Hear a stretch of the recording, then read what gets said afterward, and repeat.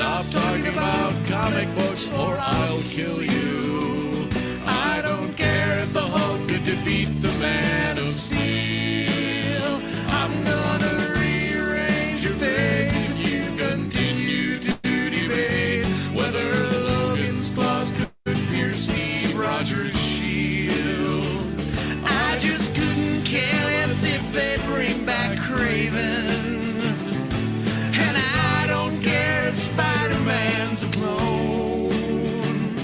Stop spending all our cash on back issues of The Flash, or I swear to God you're gonna spend your twilight years alone.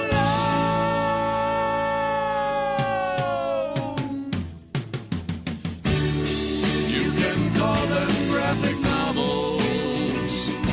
They're still just plain old comic books to me.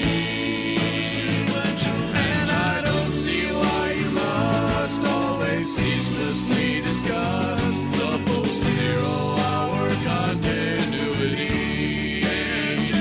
For the last time, I won't read those Kirby X-Men. You know that I prefer the work he did for DC. And if you don't want to die, you'll lose that old Street Price Guide, Comic Buyer's Guide, and Wizard Magazine. But please get the new Invisibles for me.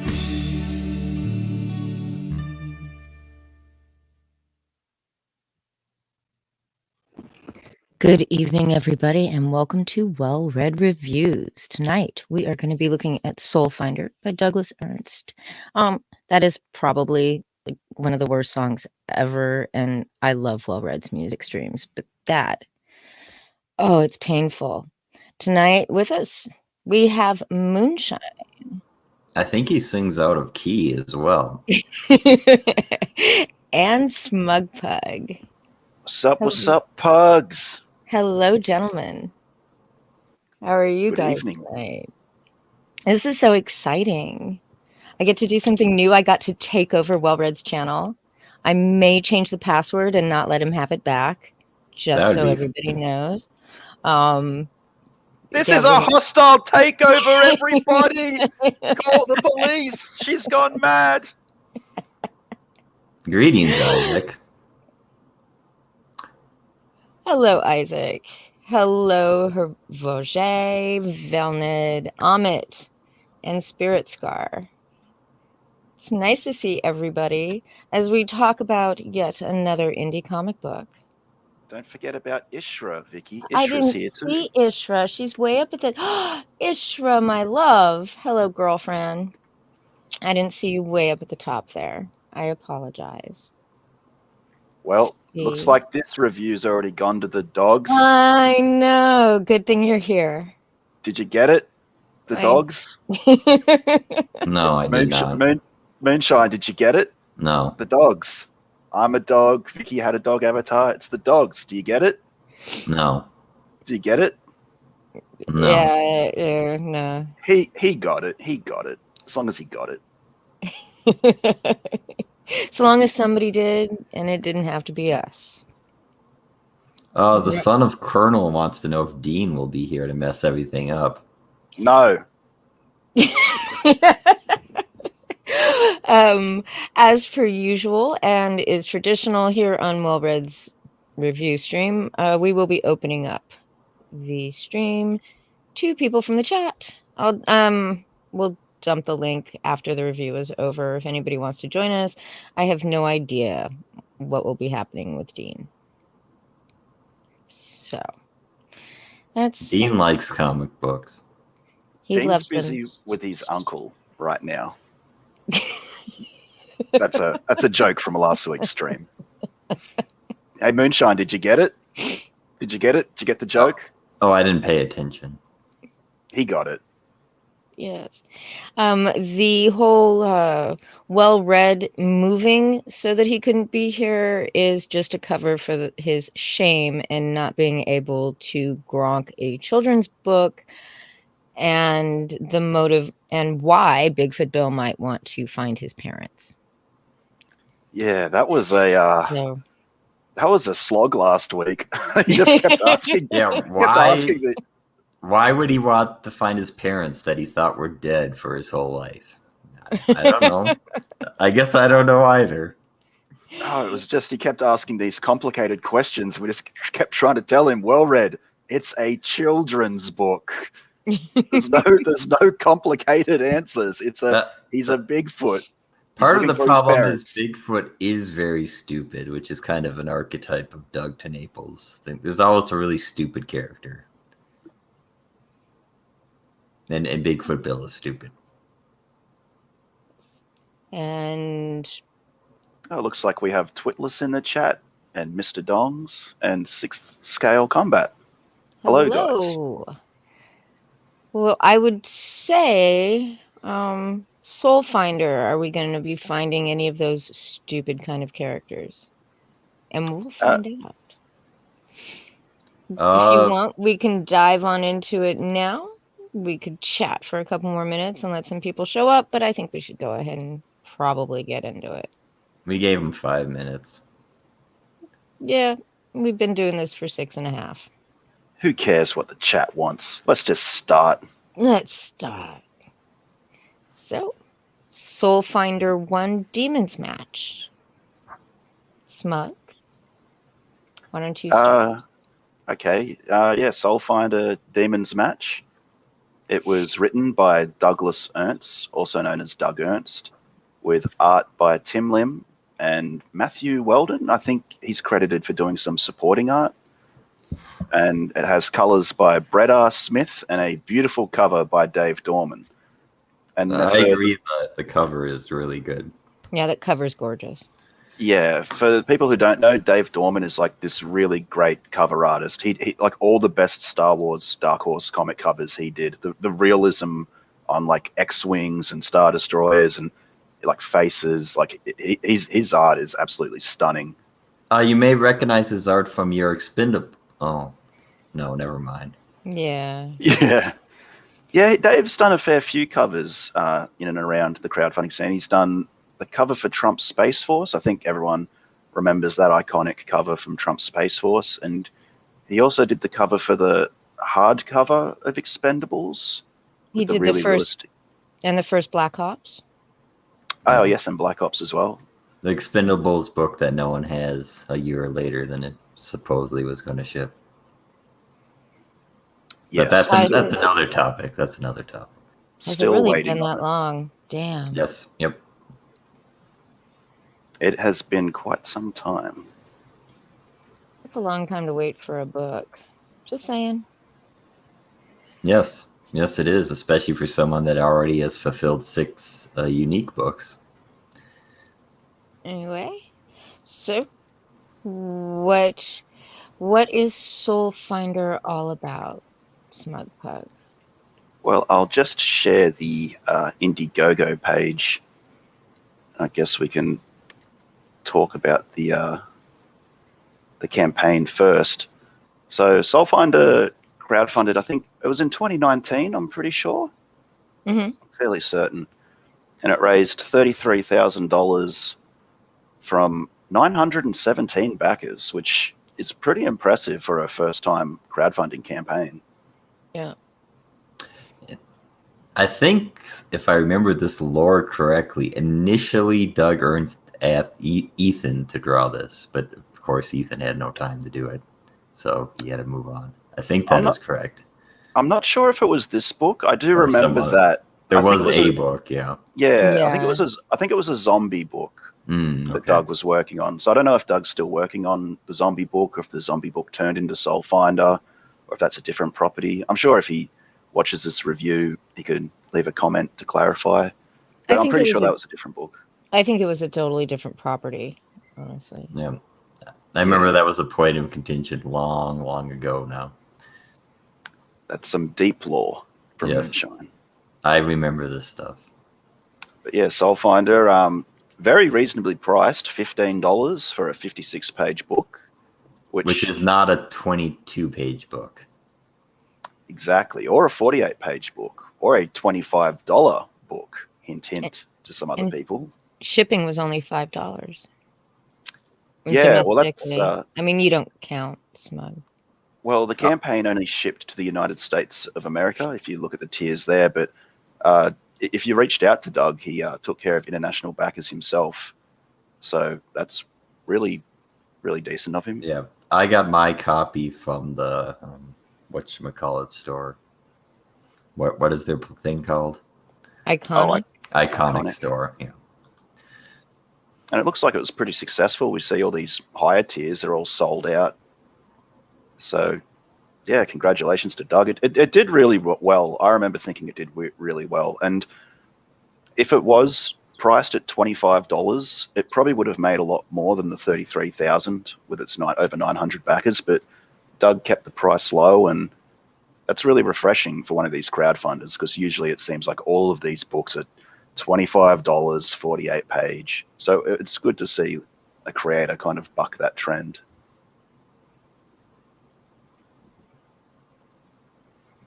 So I don't know now, if you guys have any thoughts on that. no. Less is good. Yeah, we should probably talk about the book since it's a book review and not an Indiegogo review. Well, Vicky, we always start by talking about the campaign page. You see this, chat? You see what we've got to put up with? This is a hostile takeover. She's got us at gunpoint. I do indeed. So, what is the book about? Is it a children's book?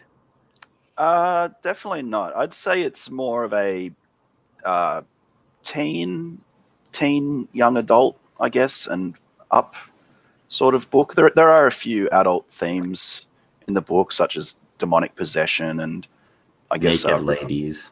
Yeah, naked ladies, ritualistic suicide. Nothing too spicy. Everything, but everything is covered up always in every scene. So yeah, Well, so well, just by well-placed beaks sometimes.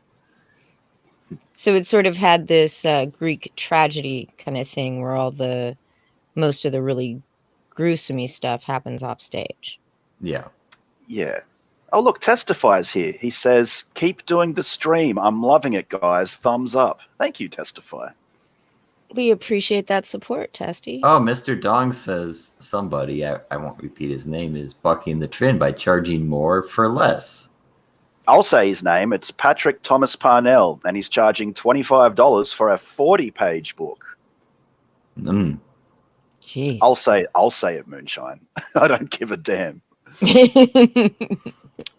But I guess just a brief synopsis on SoulFinder Demon's Match, and for people who haven't read it, and I do want to talk about the story, but without giving too many spoilers, because this book is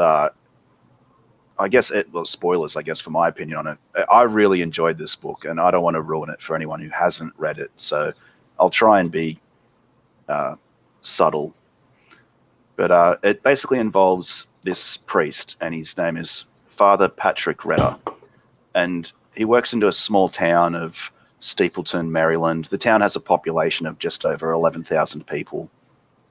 And the story opens up with him being approached by a police officer to investigate a series of suicides with links to the occult. And throughout the course of the book, his investigation leads him on a mystery in the small town, which ultimately leads him being approached by another member of the clergy who inducts him into an order of exorcists called the SoulFinders. And that's where you get the title of the book from, SoulFinder. Yeah, they're a little more than exorcists, because like exorcist is kind of like the common thing, apparently, because he's already an exorcist. It's like they actually like fight a specific demon or group of cults that worship a demon. So they're going beyond just, kind of the what movie am I thinking of? That's escaping my mind. The Exorcist? Yes, The Exorcist. I don't know how that happened. Jabba the Coach says, I'm charging $25 for a 4-page book. Beat that, Patrick Parnell. That's a bold strategy from Jabba the Coach. Spirit Scar says it's kind of like SoulFinders if the X-Files was an order of priests. Yeah, that works as well. Yeah, I think that so when I was reading SoulFinder, it kind of reminded me of Twin Peaks meets The Exorcist, because like Twin Peaks, it's set in that really small town, Americana. It's only a population of 11,000, and the investigation leads. You meet members of the town and the community, and several of them are, I guess, they're interacting with this cult and there's possessions, and it's just it kind of reminded me of Twin Peaks. Like when they started speaking in demonic tones, it reminded me of the whole "Fire Walk with Me" slogan, which in my opinion is great because I love Twin Peaks and I love that sort of small town Americana setting. Yeah, and there's times when our protagonist, the father Ritter, is that probably how you pronounce it, is he all of a sudden has like visions and is like interacting perhaps with this demon, or maybe he's just dreaming sometimes. You're not too sure what's happening in the beginning, what's happening to him. Yeah. But so I guess the just to speak more on the story, it's really refreshing because it's not a superhero book. I think there's a lot of like sort of superhero books floating around in Comicsgate and CG adjacent, whatever you want to call like the various people involved. But yeah, it was just really refreshing because instead of being a superhero book, this is almost more like a murder mystery tied to the occult. So it's not like other books that, for example, I guess Lone Star has been compared to a knockoff Captain America or Red Rooster to Batman. That's what this like. This is like Murder, She Wrote, but it's a priest instead of an old woman. Well, my grandmother used to force me to watch Murder, She Wrote, and I will admit it was a guilty pleasure of mine when I was a child. So I'm pretty sure everyone's grandmother loved Murder, She Wrote. Mine watched Jeopardy. No. Sorry. The themes in the book too are really well done. Like obviously everyone knows Doug Ernst is I think he's a Catholic. Is that right, Vicky? I'm not too sure. He Yes. might be a different. Yeah. I believe he's a Catholic. But and the book definitely has religious themes because it's centered around a priest who's basically investigating the occult operating in his small town. Is Doug a veteran? I'm not Yes. sure. Is he? Okay. Yeah, I thought he is. was. Yeah, I assume so. Given the kind of thing is that the people in this special order, they're not only priests, but they had to serve like in military combat. It's like you need to be both strong in body and in mind. So it's kind of they have to be priest and firmer military men is kind of their gimmick. Yeah, well, that's one thing that's interesting because as Father Ritter goes about his investigation, he's not only just assaulted physically, he's assaulted mentally throughout the book, which was a really great way of giving the character an obstacle to overcome. Not only is he physically being accosted and assaulted, but his mind and his spirit is being slowly worn down by these demonic forces throughout the book. So it's almost like they're hitting him on every front, body, mind, and spirit. I think it's also good that he doesn't really succeed in these assaults. It's not like he easily brushes them off. There's another member of the order that comes by and saves him a couple times when these assaults occur to him. Yeah, I've got I'll share a page now. I did take a few photos. It's always difficult getting art without a digital, but I did grab a couple of photos. So this scene I think really stood out. It's as Father Ritter's giving a sermon in his local church, this demon takes the form of his deceased father, the man in the motorcycle outfit. And no one else in the church can see this apparition, only Father Ritter. And as he's speaking the words of the sermon, the demon is just taunting him with his father's death and his failures. And you can see all these bugs appear and no one really notices. So it's a really very suspenseful and supernatural event.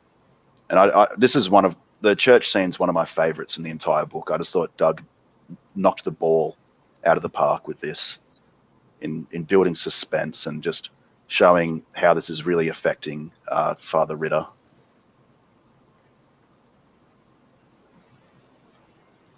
So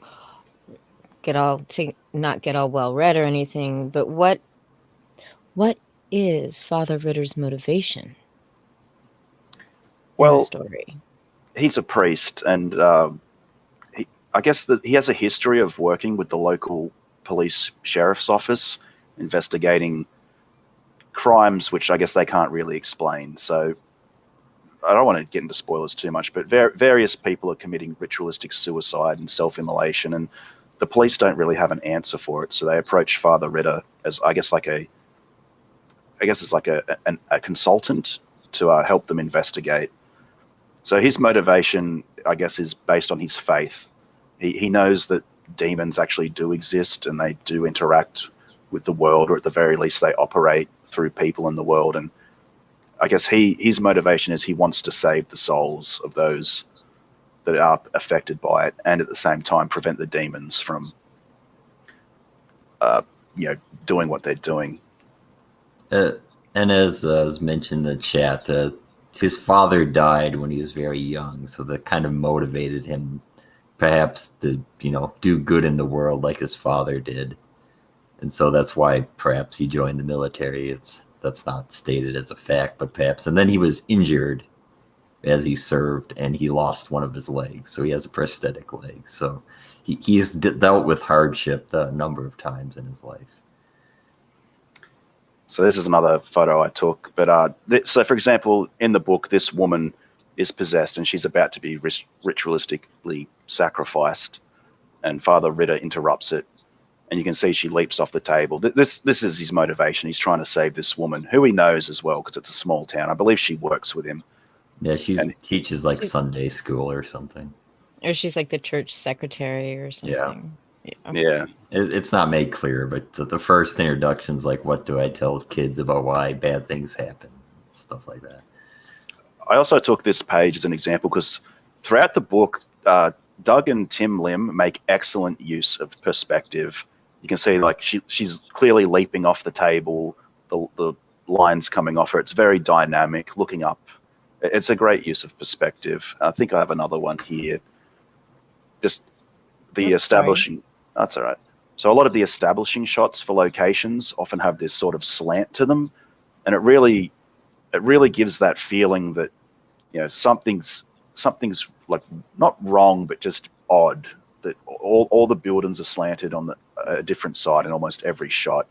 And I guess this is another example of what Timothy Lim likes to do with a lot of the comics he draws, is put little Easter eggs in the books. You can see Just Some Diner, which I think is a reference to Just Some Guy, who's a pretty big fan of Mark and Tim's, and praised this book as well. Yeah, I don't want to talk about this too much because I'll make a comparison later. But I think, in my opinion, this is Tim Lim's best artwork I've seen in a book. It's a little more serious than his typical style, like in Common America. But I don't know. It might partly be the colorist, Brett R. Smith, but it's still got that cartoony caricature type things for the faces, but that really expresses a lot of the characters' emotions, I think. Yeah, I agree. I think this, because a lot of Tim's work that we do see, like you mentioned, it is really kind of cartoony. It's like he stepped it up for this book. Things seem a lot more detailed, locations, and Brett R. Smith's coloring is amazing. One thing I love about Brett R. Smith, and especially in Lost Souls, is his ability to present heat when coloring flames, for example. So you can see here the car's on fire, and it looks really great. And then he's great with light and just lighting in general, Brett R. Smith. And then the opening page. We see your desktop, just so you know. Oh, that's fine. There's nothing there. And then this is the opening page. Is stunning. Yeah. Brett is a fantastic colorist. It was really a shame that he doesn't, I guess, associate with CG anymore, because I mean, I honestly reckon his coloring is on par, if not better, than Kyle Ritter's, and they could always use a great colorist like Brett. There was also the colorist of Vestige was really good with lighting. His name escapes me right now, but there was other problems with him. But he was actually one, I would say, in terms of lighting and making things that are light, like shine. He was good at this, as is Brett R. Smith. Brett really uses a very colored palette too, so you don't get a lot of sameness from project to project, which is a plus. And this What This I book remember was is in Jawbreakers, Lost Souls is like they're flying into Africa and the sun is rising. That sun seems like it's like shining into your eyes. Yeah, that's one of the better pages in Lost Souls too. Brett R. Smith just works magic on everything he touches, especially this scene as well, where I guess Father Ritter's in his final confrontation with the demon that's been behind everything throughout the story, and just the use of blue and the electricity and the fire, and it all looks great. It's stunning. This is a beautiful page, even though it might seem a little crowded. It's very visually appealing.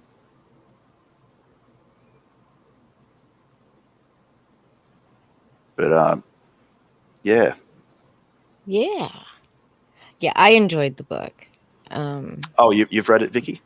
Yes, I have not read 2, but I did read 1. Well, why don't I switch this up a little bit? And what did you think? What did you enjoy about SoulFinder? I thought the story was very well thought out. I thoroughly enjoyed the fact that it didn't require an editor after it went to print. But the story was really deep. There was Ritter, and he's got a lot of personal turmoil while he's helping people, his family, with his father dead, his mom dying. I'm gonna give a little some spoilers. The tension with his sister, because of his relationship with his mom, I was all just there. You didn't have to try to figure any of that stuff out because it was on the page and in the art too, and I like the whole hidden order of priests fighting a cult. It was really cool too. Would you almost say that the book has almost like a cinematic feel to it? And I'll explain what I mean by sharing this last picture. So this, as the story opens, he's having the conversation with the police officer about how this case requires his expertise, and then it cuts into Demon's Match with the credits there listed. It really did feel like this book was really cinematic in its presentation. Like everything was always exciting. The perspectives were great. I don't know. If I could really see this being adapted into a movie or a Netflix series really easily, just from how it's presented. I don't know if you guys feel the same way. Yeah, and it had a really good flow. You didn't run into these jarring panels that made you go, huh, and step out of the story. And I thought that I also thought it was some of Tim's best work. Yeah, absolutely. I agree. I have some disagreements, but I'll save them for there were. comparison. I mean, I had a couple. I mean, there were a couple of things that were like small technical issues. When I think Tim may have lettered the book. I'm not sure. There's no letter listed, so I'm just assuming that it was Tim. But when they're possessed and they're talking through the demon's voice, that font is a little difficult to read. It's a little too small and squished. I'm old. I need a new prescription for my glasses anyway, but I found that a little bit difficult. I would say just like glancing at the page, like sometimes it looks like there's a lot of text bubbles and a lot of writing. It doesn't really feel bad as you read through it, but just at first glance, it seems, oh boy, this is kind of wordy. Oh, Jim Tuna corrected us. He says it was actually lettered by Micah Curtis. Correct. And Dark Gift, the guy who did the cover is Dave Dorman, and he is fantastic. He's a great artist. Like I collect a bunch of the Marvel omnibuses for the old Dark Horse Star Wars comics, and Dave Dorman's covers on the Star Wars comics are absolutely stunning. Like the detail on the characters, like Luke, it looks like he basically ripped Mark Hamill out of a photograph and put him on the cover. And all the X-wings and ships and dogfights look like words don't really do Dave Dorman's art justice. You just need to just Google it and see it for yourself. It's really incredible. Yeah, the cover for SoulFinder is beautiful, and he did 2 as well, didn't he? Yeah, I think on 2, Dave Dorman did a cover, and then Matthew Weldon also did a cover. When I ordered SoulFinder, I asked for the Dave Dorman cover because, yeah, I really dig his art.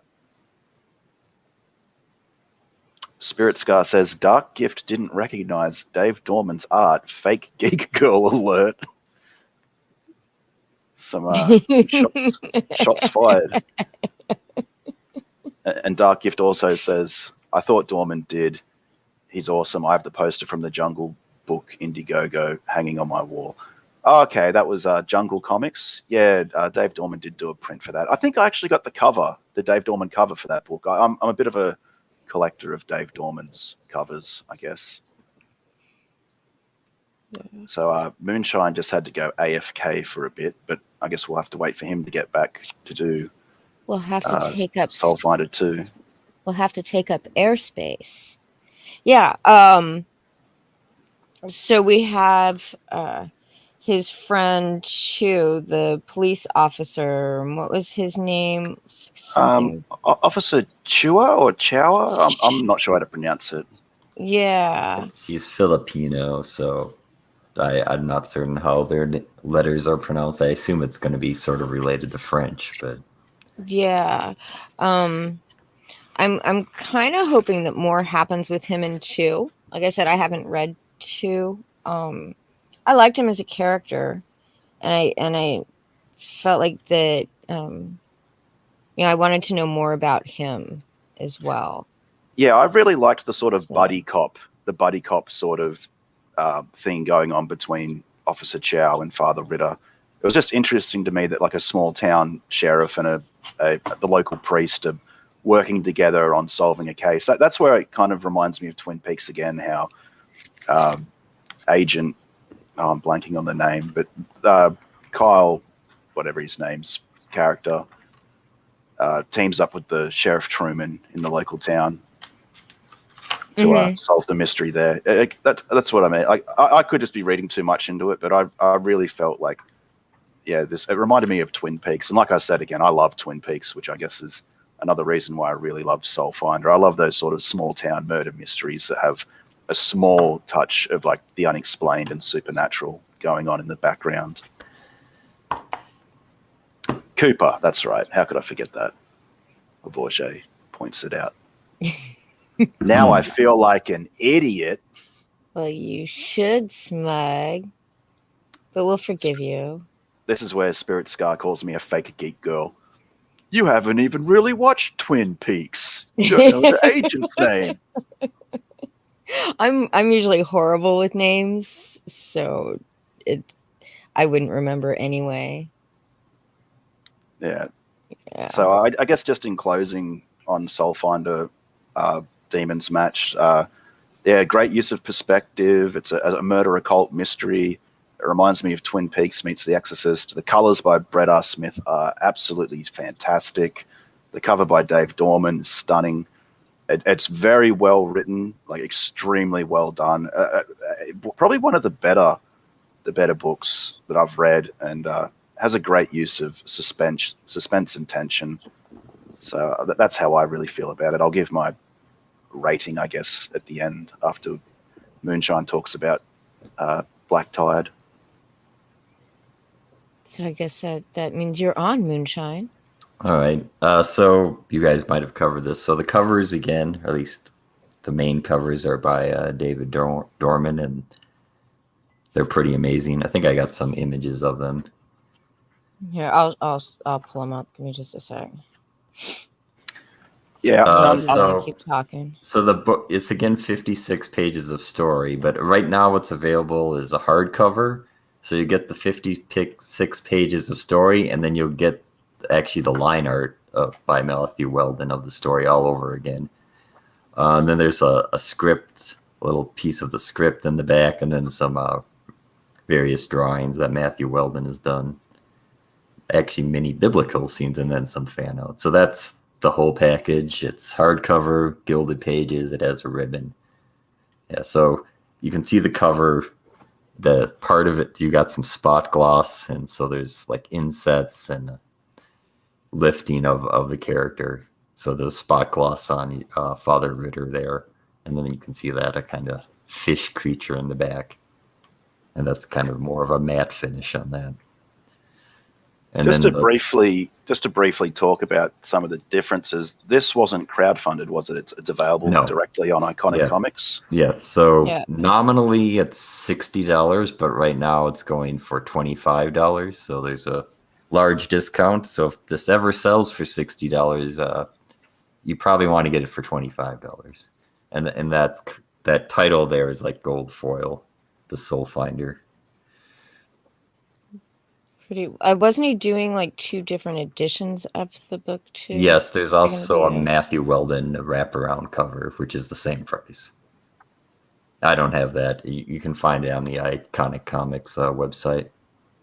Yeah, so that's the Dave Dorman cover you got there again, I'm pretty sure. Yeah. I'm pretty sure that's the one I ordered, which again just looks fantastic.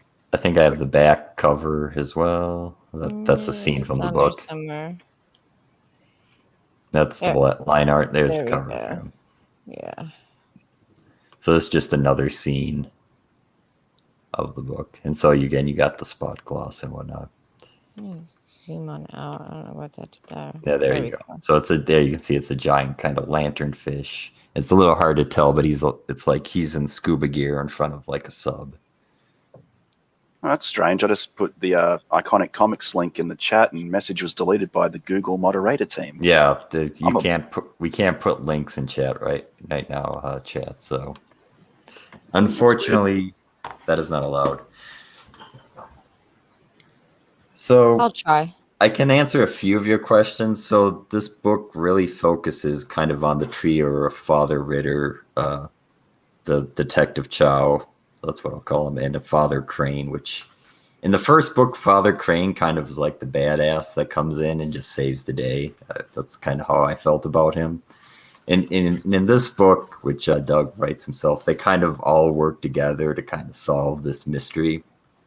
So there's another mystery involving these demons. They get kind of pulled away by the military. And so they're going out to sea to find this Spanish galleon, which is what Blackfire's after for some reason. So that's kind of it's another kind of, it's more kind of a get the MacGuffin type of thing, but with a little mystery thrown in. I was about to ask because, unfortunately, the Australian Post Office is really slow with my SoulFinder too, so I actually haven't read it yet. It's sitting in, I'm checked the tracking, and it's sitting in Sydney, so it didn't arrive in time for this review, but so I can't really talk about it. But I was going to ask, is this a similar sort of like mystery to the first book? Would you say, is it more of an action adventure? Yeah, well, there's a number of ways to kind of, so there is a mystery because you want to know why they're interested in the Spanish galleon, and there's a history that you learn about it in the late 1700s that everyone got the plague except for the Catholics because the priest was just giving them the Eucharist. And so it was like, what's special about this ship? And then it went down just off the coast of Maryland. So there's something about this ship that they want to find out. So there's that mystery. There is definitely more like physical action at the kind of like a big build up at the end of the book, and then it's the release of the action. But there's still kind of like the mental challenge. That's still what's the victory at the end of this book, without going into too much detail.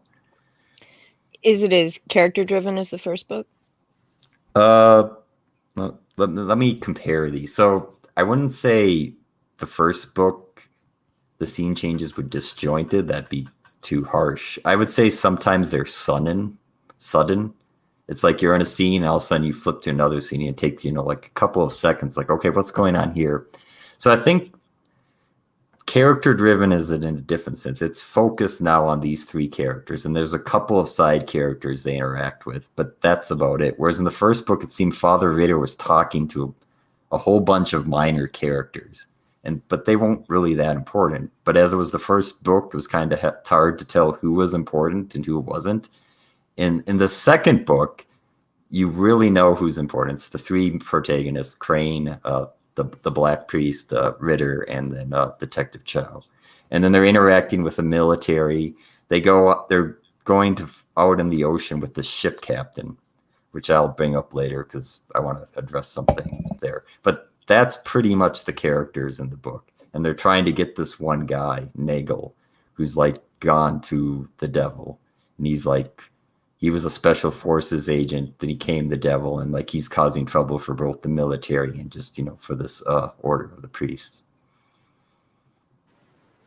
So where the first book was kind of like, it had more of an ensemble of characters. For example, you mentioned the minor characters, like I guess like the coroner and the librarians who are involved in Ritter's investigation as well. Then like the suspects. relatives of the victims.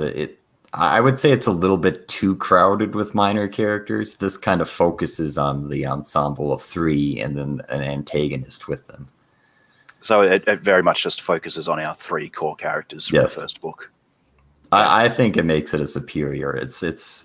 I would say this flows very smoothly. Each scene change seems natural and necessary. It's like sometimes there's even like a flashback about the Spanish galleon, but there's nothing where I've thought like, oh wait, why are we changing scenes here? Which I felt a few times in the first book.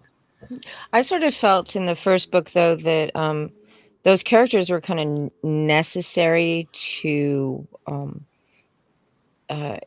explain Ritter, and because everybody that he runs across in the book, he wants to take care of and help and does something along the way to do that.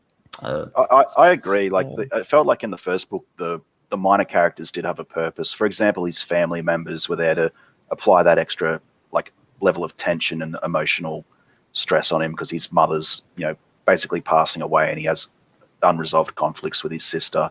And then a lot of the minor characters that he meets along the way, it just felt like they were almost like CSI Miami, how as you're doing an investigation, you need people to investigate. You need to talk to witnesses, you need to talk to the victim's family, you need to speak to the coroner. It felt like a lot of those characters did have a purpose, even if their appearance was just brief. It was just to serve.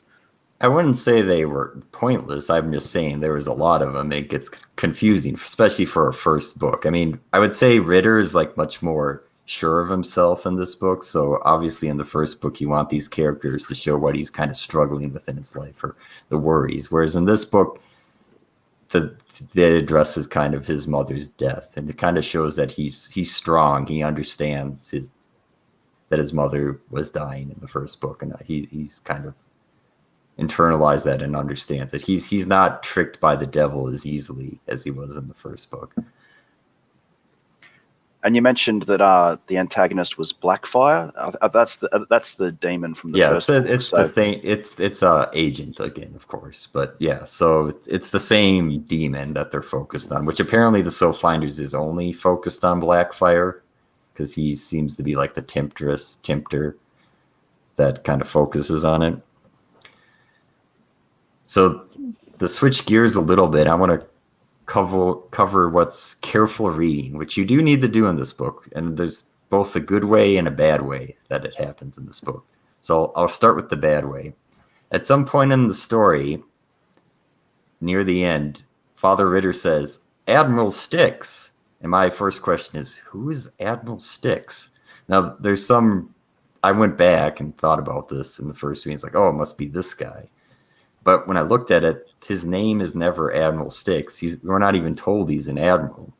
Now, I will admit, if you read carefully, his name is mentioned as being Admiral Stix 10 pages later. But when the scene happens, you want to be like the Scooby-Doo gang and say, aha, it's Old Man Withers. You say that with the characters, where here it's like, who?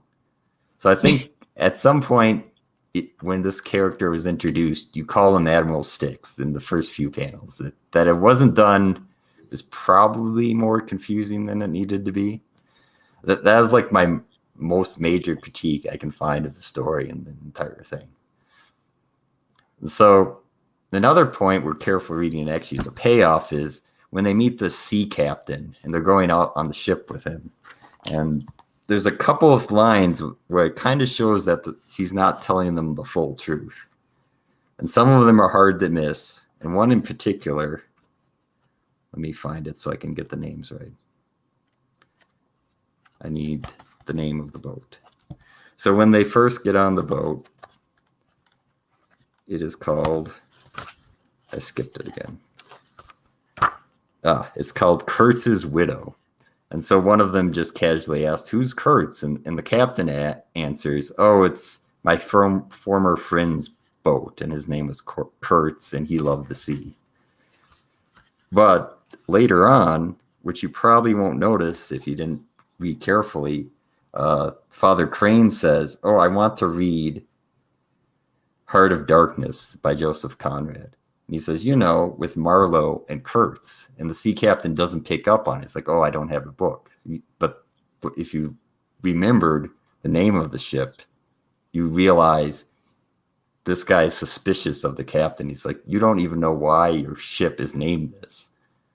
So that's kind of a clever little point of, you may miss that when you first read through, but not to spoil it too much, but the captain actually is against him. But then you would say, well, if they suspected, why didn't they call him out right away? But if you set it up such as the way they did, it's like just a minor hint of doubt. And if you don't notice it your first read through, then you can understand why they probably didn't act upon that action. So there's actually 3 different things that all 3 separate characters have doubts about him. And one of them's more obvious. He knows a language, and then he doesn't know a language. And then there's another one that's very minor, that if you read through it a second or third time, you might notice where Father Ritter catches something that he thinks is off. So Ernst doesn't telegraph it. It's just. No, I mean, one is kind of telegraphed right at the end. It's the language one, because the character directly says, hey, why don't you know this? I said this. Mm-hmm. But the other 2 are actually very subtly placed. Nice. Then I guess finally there's an art comparison. So the artist has changed for this book. It's Matthew Weldon. In some cases, I think this is a change for better. So at one scene, there's a flashback, and there's a picture of a Spanish galleon, and it's pretty much accurate to every detail as far as I can tell. It's got the square rigged masts.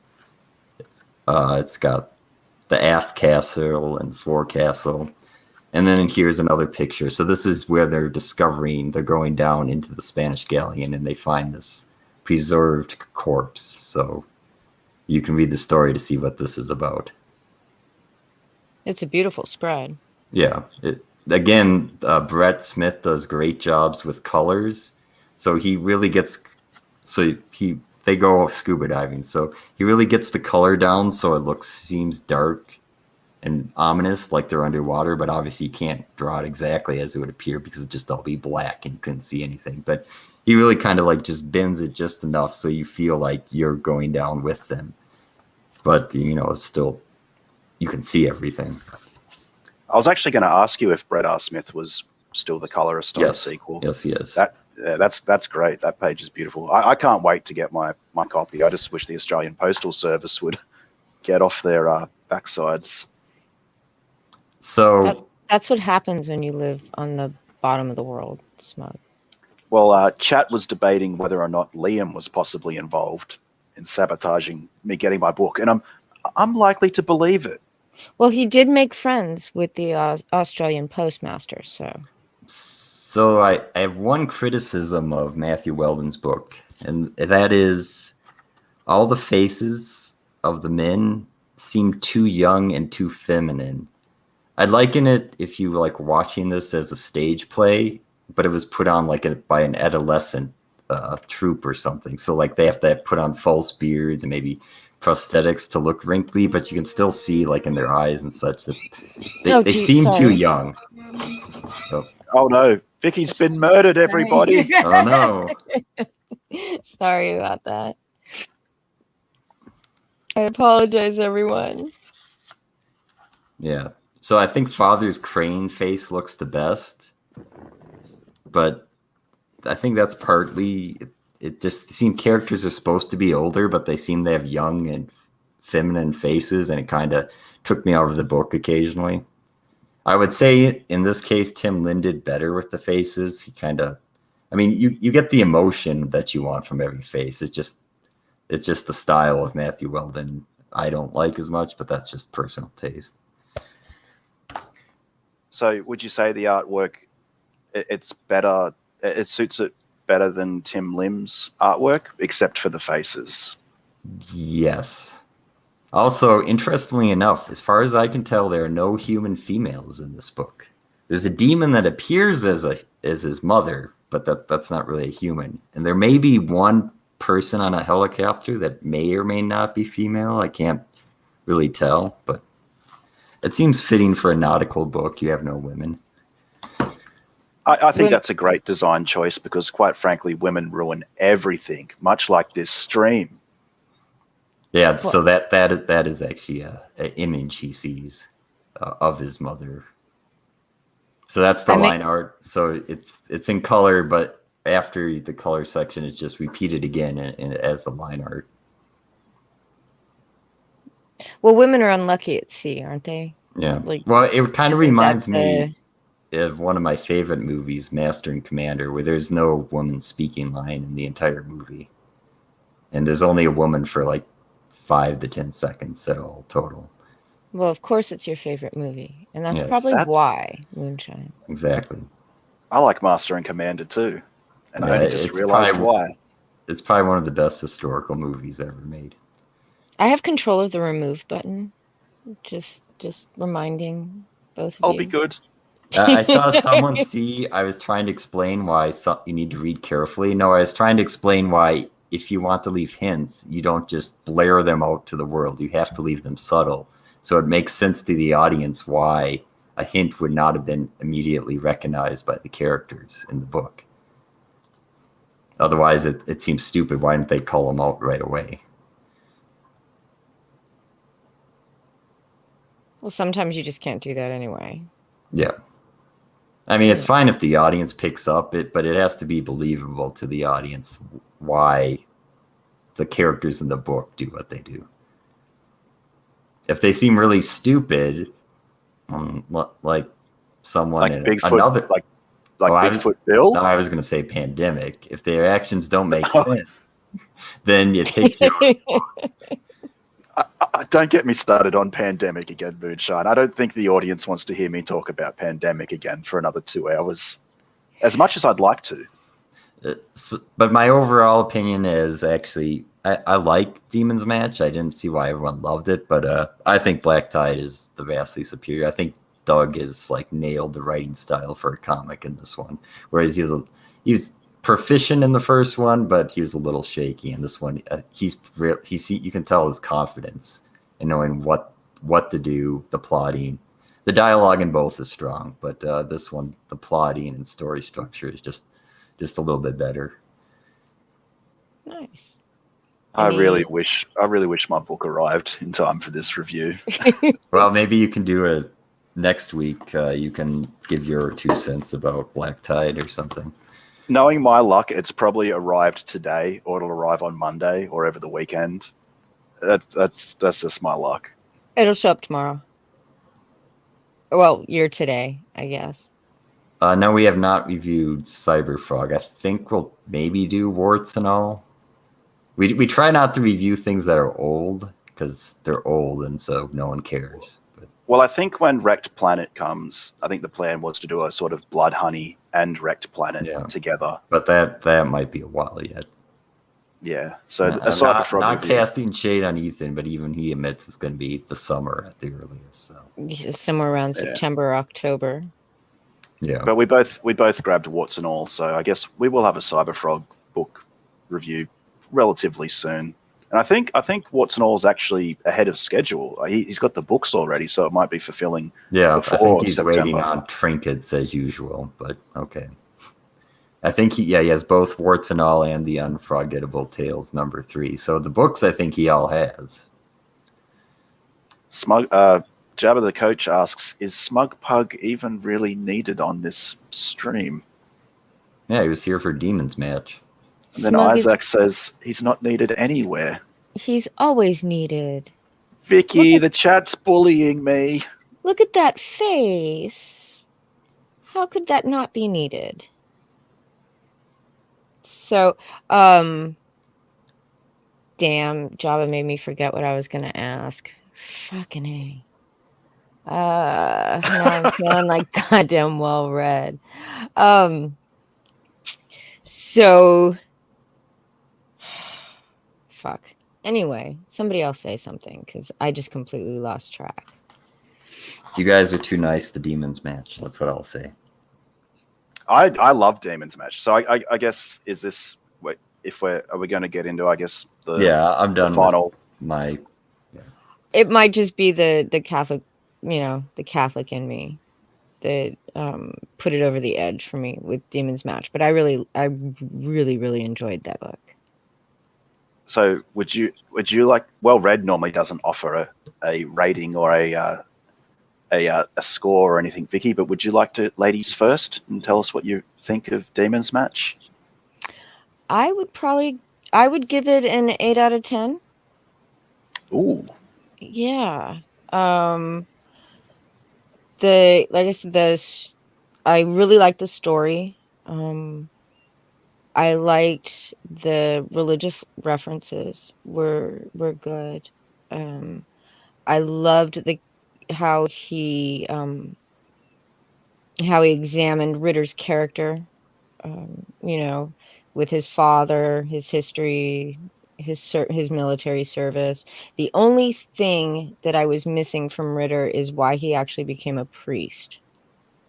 I get the whole serving people thing, but there are other ways to do that. Maybe that will be in book 3. Yeah, so the choice of the priesthood is something that the only real thing that I felt was missing from that. I enjoyed the art. Brett's colors were beautiful. Tim did a really nice job. Overall, I thought it was just really solid. Okay, I guess I'll go next, and then Moonshine can finish with what he thought of both books 1 and 2. But I love Demon's Match. I really love it. Like, it's no secret that it's actually probably my favorite crowdfunded book that I've backed and received, and I've backed a fair few of them. I felt like the writing, like Doug really steps it up a notch, like compared to the other books that I've read. It was well paced. It flowed really well. The dialogue was pretty. It was really good. Just in conveying what he was the emotions he was trying to put out there, and the suspense and the tension. Tim's art is stepped up a notch for this book too. It's much more, I want to say, realistic and less cartoony. The colors by Brett R. Smith are fantastic. I didn't really have an issue with the lettering. But yeah, I'd give SoulFinder an 8.5 out of 10. Wow. I think he added that 0.5 just so it's higher than your score, Vicky. I think he did too. I gave Carmen America 2 an 8 out of 10, and I enjoyed SoulFinder a little bit more than that, just because it's a bit more grounded and serious. And I enjoyed it more. So it had to score higher than Carmen America 2. So it gets an 8.5. It's not perfect, but it comes pretty damn close. Well, you should read Black Tide. I'm wondering if you'll think it's perfect. Well, Black Tide might, from what you've described, Black Tide might even... I've given myself enough wiggle room there to score Black Tide higher as well. Yes, you have. And Spirit Scar says, and why was the character interested in the occult in the first place? That would have been interesting to explore. Yeah, because becoming a priest is one thing. Becoming an exorcist is like a whole nother step. Yeah. Son of Colonel says, someone make sure to send Amit a review copy of SoulFinder. Son of Colonel, Amit doesn't get anything. No review copies for Amit. No one should listen to him. He's a little troll, and he doesn't even have a review channel. Nothing for Amit. No. You can always ask Doug. Well, Doug's so nice, he'd probably actually do it and give him one, which is why I don't want Amit taking advantage of Doug. So you don't want me to pour cold water on this review anymore, so I don't have to say anything more. Come on, Moonshine. You've got to give. Come on. I didn't hate Demon's Match. I haven't thought about it enough to compare to too many of the other books we reviewed, but Baba Yaga is better. What? No. No, Yeah. Baba Yaga is not better than SoulFinder. You can't tell me you enjoyed the White Lily Baba Yaga short story more than I did. SoulFinder. I did. I'm sorry. I don't. I Well, didn't really. I guess I like the Soul Finder concept. I like Father Ritter, but I don't know. The small town setting didn't do it for me. I guess I'm not big enough a Twin Peaks fan, so I don't know. It's like I said, some of the scene changes were a little abrupt. Too many minor characters. The dialogue was good. I mean, I didn't hate it. I think when I first got it, I read it twice to catch everything. It's a decent book. I didn't love it as much as everyone else. All right, so to compare Demon's Match to some other books that you've read, how does it compare to, say, Vestige, White Lily, Carmen America, and let's say Bigfoot Bill? I'd say I felt the same about it as I did Common America. Okay. It was good. It's not exactly my thing. Which this case, I have a book that's more my thing. It's Black Tide, and I think the fact that it's more focused on the characters I care about, the nautical setting, of course, is always going to add an extra point to me. The art is better overall. The faces is where I say Tim Lim does a better job. Yeah, the plotting is just more focused. It's just more polished, in my opinion. SoulFinder is a good book. There's no Black Tide is a good book. There's no question about that. So Black Tide scores better, in your opinion? Yeah, that comparing the two, that's easy. Yeah, without a doubt. Amit Rayner says this comic sounds like a dumb Emily Rose. Shut the fuck up, Amit. I am so sick of him coming in here talking his shit.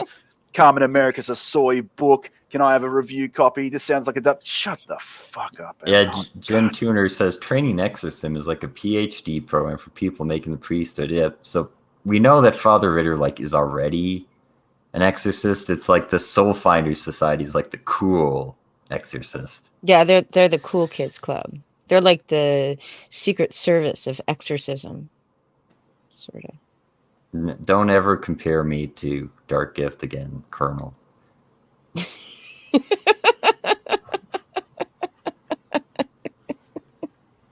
Would you back this? Would you back this book again, Smug Pug? That's what everyone really wants to know. Oh yeah, definitely. As soon as SoulFinder 3 comes out, I'll be grabbing that as well. I'm hooked. I really honestly can't wait to read 2. I go into my email and I check my tracking number, and it's just sitting in Sydney. It's been sitting in Sydney for I want to say 9 days. It's probably due to the COVID thing, but I'll get it eventually, and then I'll just give a little quick Matt update. Barr, this is purely focused on a Catholic deed. So all the devils are somehow related to Christianity. There's not here's a Hindu god, although maybe Doug Ernst will do that at some point. I don't know.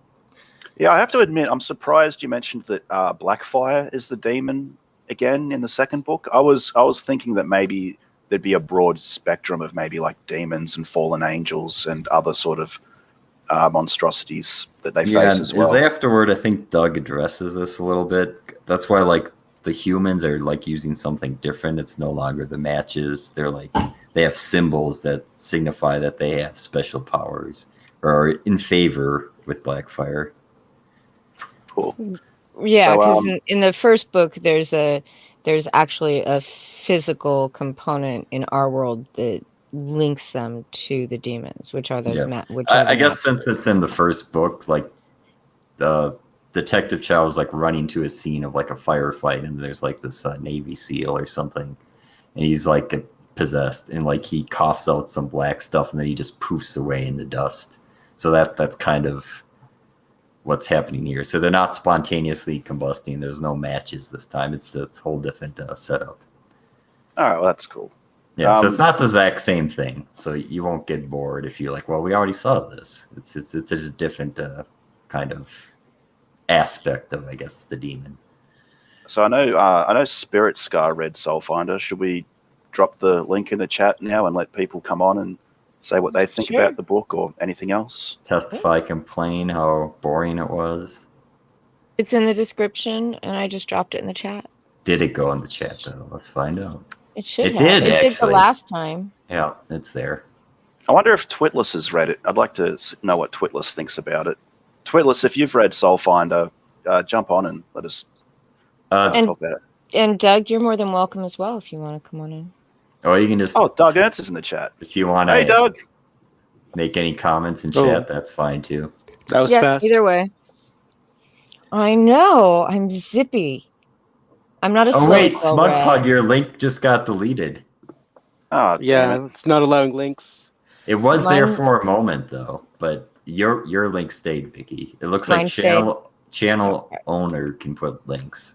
Well, hello, Vicky. Weird. Hello, Smug. Hello, Spirit Scar. How are you today? I am well. I was at a fun appearance on Dark Gift Show earlier. Yeah. That was entertaining.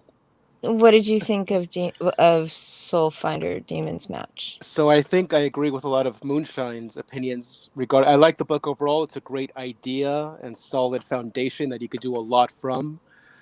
I think it could have used the help of an editor. I think the pacing was very disjointed. It didn't flow very smoothly, and I don't think that was intentional. So I I'm think going to things interrupt like you just for a second here. Hello, Doug Ernst. how Oh, awkward. look, Greetings. Spirit Scar. Awkward. Okay, go back to trashing Doug. All right, go ahead. Can you hear me all right? We Yeah. can hear you. Yeah. Okay, Yeah. I'm used to writer's workshop, so there's nothing you could say that would, Okay. cause me to get weird with you or anything. Well, it sounds like the pacing issue improved from what I hear from Moonshine. It sounds like If your hammered out. problems with the first book, I think you may like the second book more. It sounds like it from what you said. Yes. I So- think Some of Go the ahead. issues with the first book, because that was my first book, I wrote the story and it ended up being like 61 pages, and for printing issues they need things divisible by 8. So I didn't really have a lot of fat on it to begin with, but then it was like, well, you need to have it be 56 pages, and I was like, okay, well, there's not a lot of fat to trim, but I will find the fat to trim to get it to 56. So, and I couldn't really I didn't want to just put stuff in there at the same time. And then Tim, as people know, he's on like an insane schedule with his books. So it's like I can't just dump an extra 4 or 5 pages on Tim to draw on top of that. So that, like, anyone who has that sort of criticism about maybe some of the scene transitions are awkward or things like that, or they weren't as smooth as they should be, I think I've always said that's a fair criticism, because I didn't write it for 56 pages. It was actually probably 4 or 5 pages longer than that. And then those scenes were actually cut, or I cut as much as I could to get it to that 56 page mark. So there's a director's cut where it fixes every problem. Released the Ernst cut. Yes. The Ernst cut.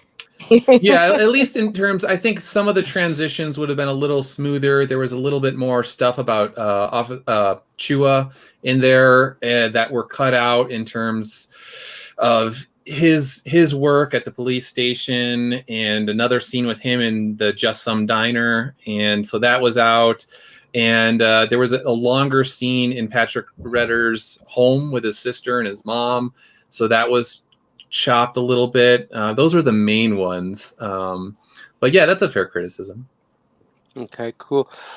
Regarding the art style of the first book, I think Tim's a competent artist, but I think his style is a little too cartoony for the nature of the story. I think the story is kind of macabre and dark and all that, and Tim's work was still a little too cartoony for my taste when reading the story. And I think it would help if there was an established kind of visual tone for the book, which I didn't feel really came across. Like, the colors are functional, they're competent, but I think a story like this and a world like this would benefit from a concrete style and visual style that's easily communicated to a reader, And I think that's not quite there in the first book. Maybe it's more so in the second book, which I've still got to get, but yeah, for the first book, so everyone knows Tim's style is, anime and manga inspired. And so on some level, he kind of took it as a little bit of a challenge, because he had to, as has already been mentioned, he sort of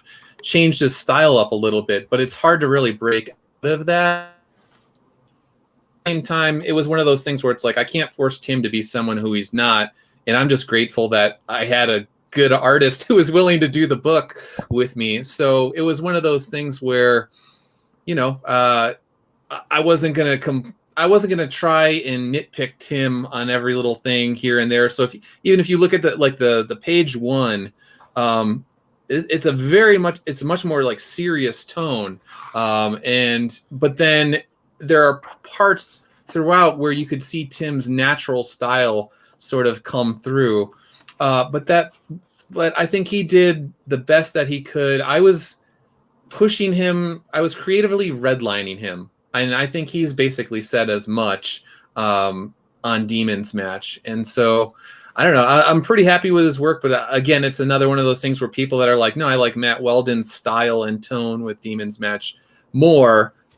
That's again a fair criticism. It just seems really more appropriate for the story you've written and the world you've created. It does seem more fitting for it. So I'm going to disagree with Spirit Scar, because one of the things I love about comics books is seeing artists' different takes on the characters and the stories. So I love Tim Lim's art, like I love Carmen America, and I love like his style. So I think at the very least, it's interesting to see how Tim presented SoulFinder, and then to look at how Matt Weldon then presented SoulFinder. I love seeing multiple artists tackle the same property.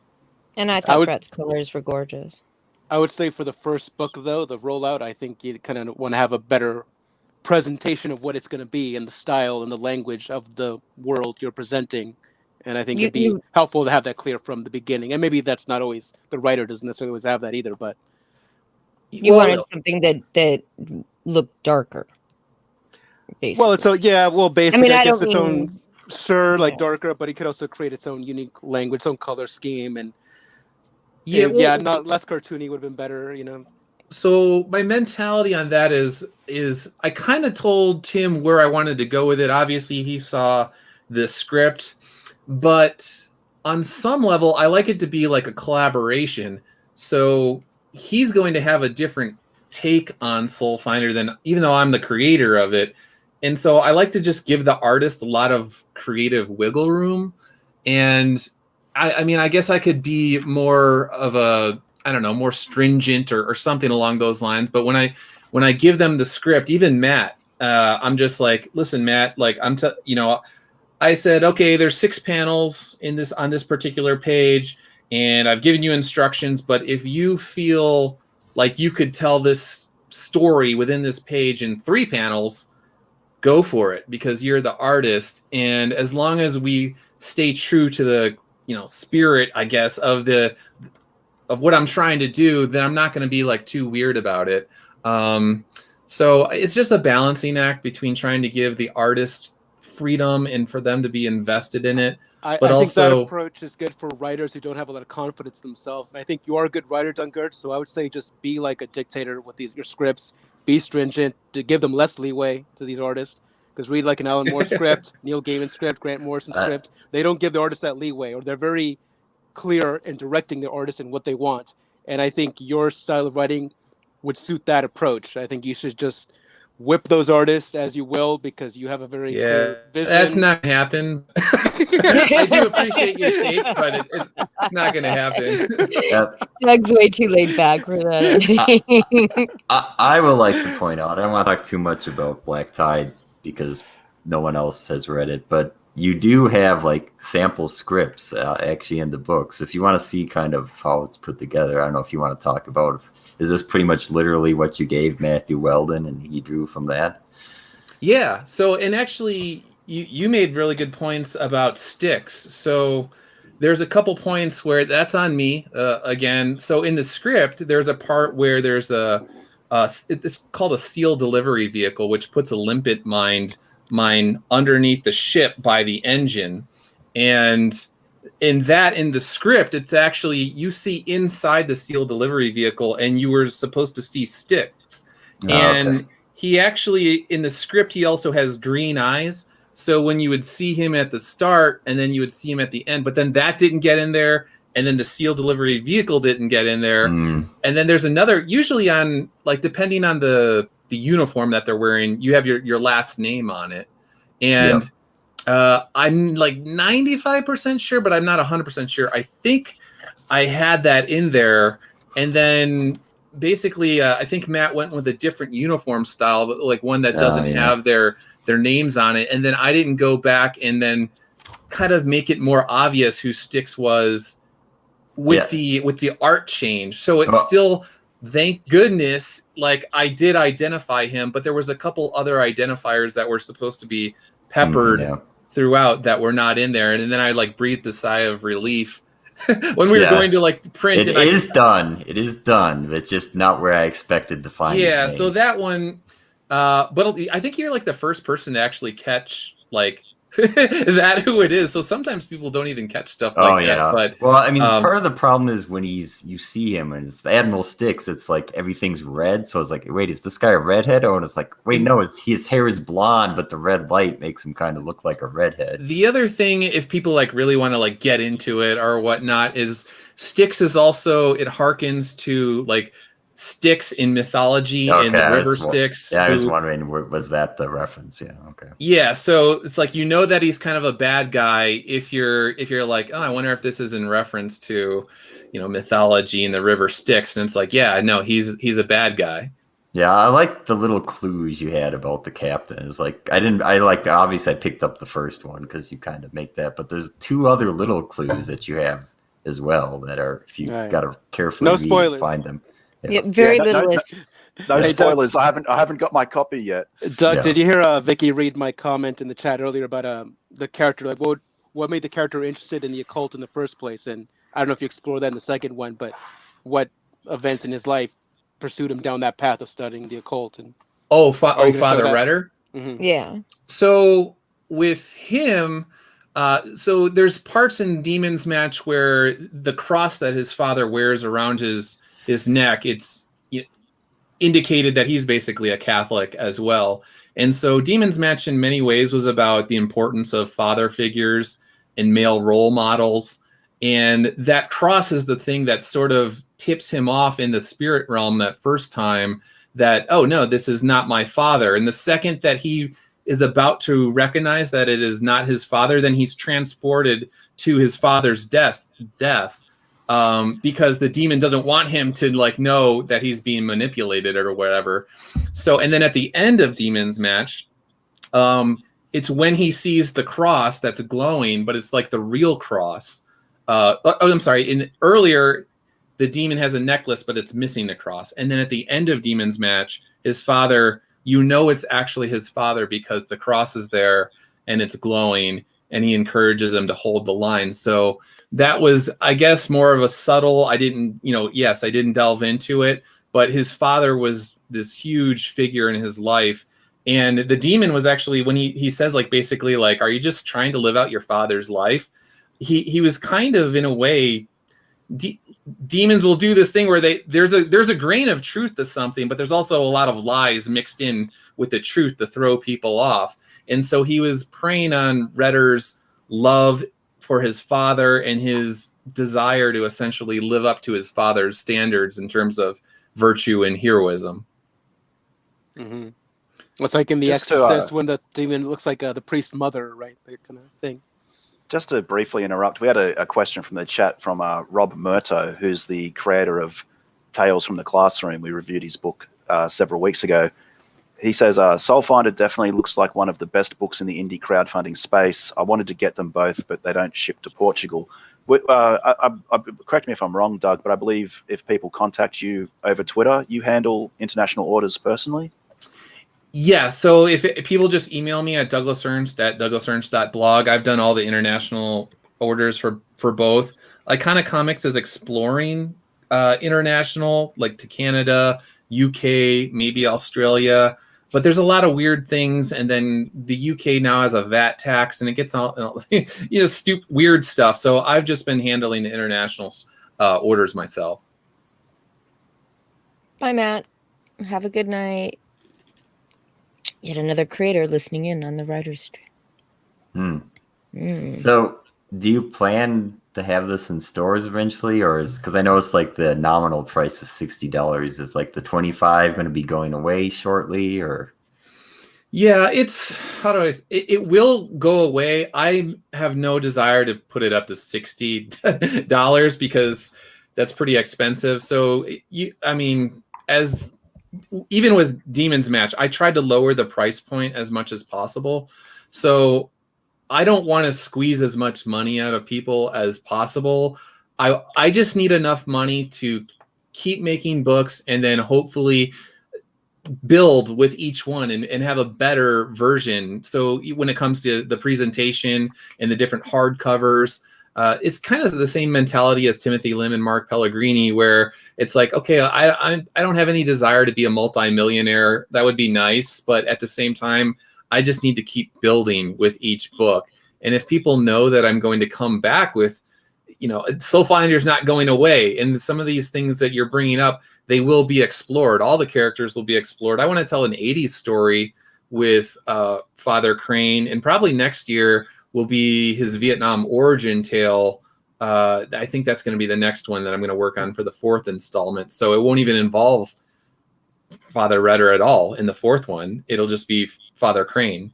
So I think as long as people know I'll be around, and I want to keep making comics, and Matt seems to be happy. He's already turned in 5 pages for the 3rd script.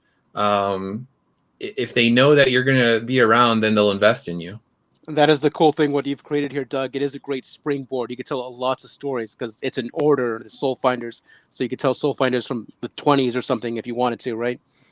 Yeah, there's people that have asked me to do Civil War era, World War I era, and I'm like, yeah, I would love to do that. But I mean, the problem is I have a full-time job, and Sure. and also, so there was one guy who was like, you should have just done, because without spoiling things, the quote-unquote bad guy in Black Tide, he's going to come back.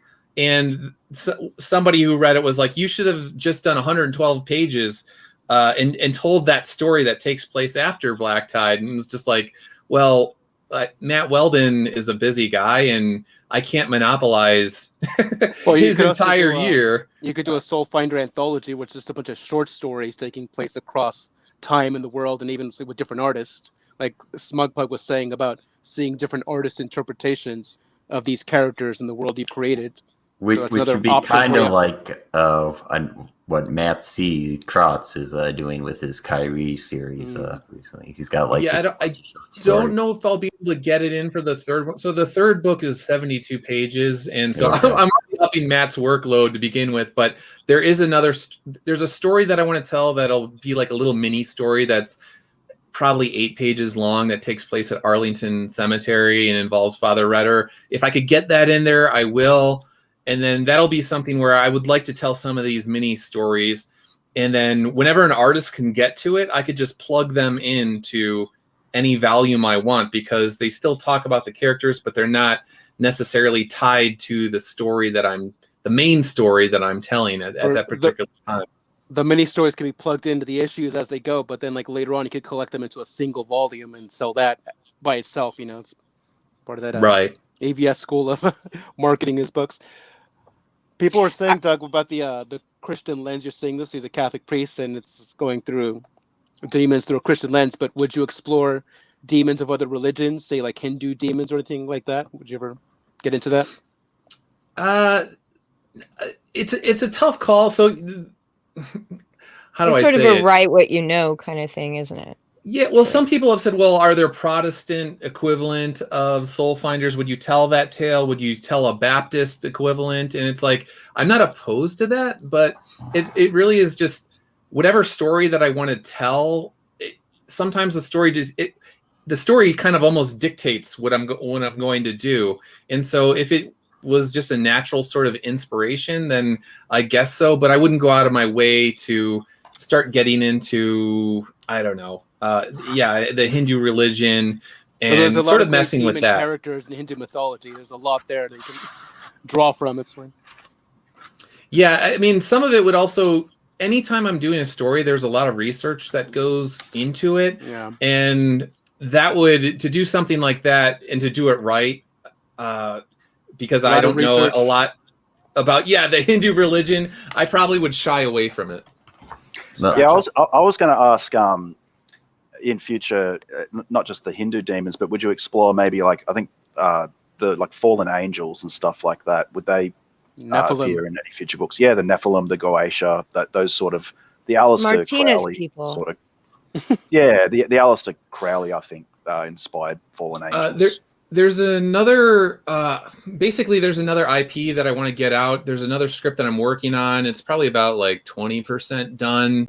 And in that particular world, that's something that I might explore. I don't know if I would do it in anytime soon in a SoulFinder world, but in the next sort of property that I would like to develop that's coming along, that might be covered at some point in time. This might be, you might know. So I know Matthew Weldon drew a Spanish galleon in the early parts of the book. Did he have reference for that, or does he actually kind of know? There's actually a funny story. So originally that was actually an English passenger ship in the script. And then I got the art back and it was a Spanish galleon. Okay. And I was just like, all right, I guess we're doing a Spanish galleon.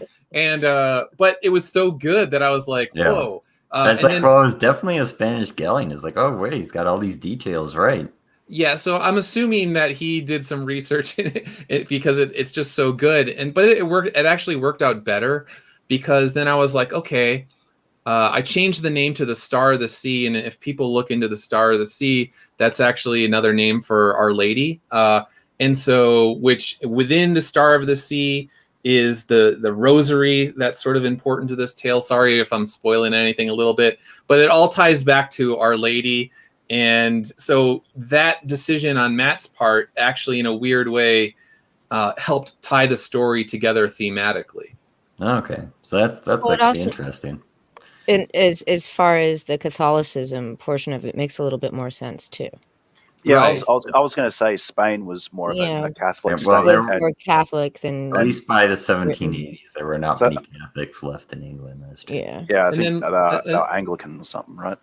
Another little thing that like weird things happen like over the course. So the priest on the ship, the Cassica, he was just a normal priest, but then when Brett colored it, he made him a cardinal. So then I was like, okay, well, I guess he's a cardinal. So because I didn't want Brett to have to go back, it's not that big of a change, but there's so many different moving pieces where if one thing gets a little out of whack, you could either, go back and make everybody retool everything, or just find a way to like roll with it and make it work, because with printing schedules and Matt's got his stuff to do and he's doing Punchline and other projects, and then Brett's doing other projects, and it's like every time you want someone to go back, you're asking them to invest a lot of their time. So sometimes you're just like, yeah, dude, I got to roll with it. I'm just changing them to a cardinal. I kind of likened this to your afterword, where you said you wanted the three characters to all be crucial. Like not one of them could do this by themselves. They like all made up for each other's weaknesses. So I actually kind of liked it. I was like, yeah, that's true. You're correct about describing your story that way. So yeah, there's been a couple people who read it who wanted to know more about the bad guy. His name is William Neville, this nuclear submarine commander.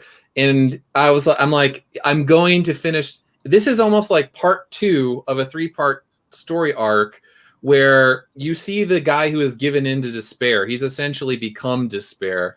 And so I wanted to tell the 80s story where it's the man who first goes down that road of hopelessness and despair. And then in the next, I think it'll be volume 5, I want to tell the tale where essentially the love, or the man who represents love, clashes with the embodiment of despair. But in this book, in Black Tide, I wanted to just cement these 3 men as a team together. And that if you get a SoulFinder book with Patrick Ritter, you're going to get all 3 men together. Which I liked more, which I really appreciate in this book, which was kind of lacking in the first book, at least in my opinion. Which is a fine reflection of the Holy Trinity, I must say, Doug.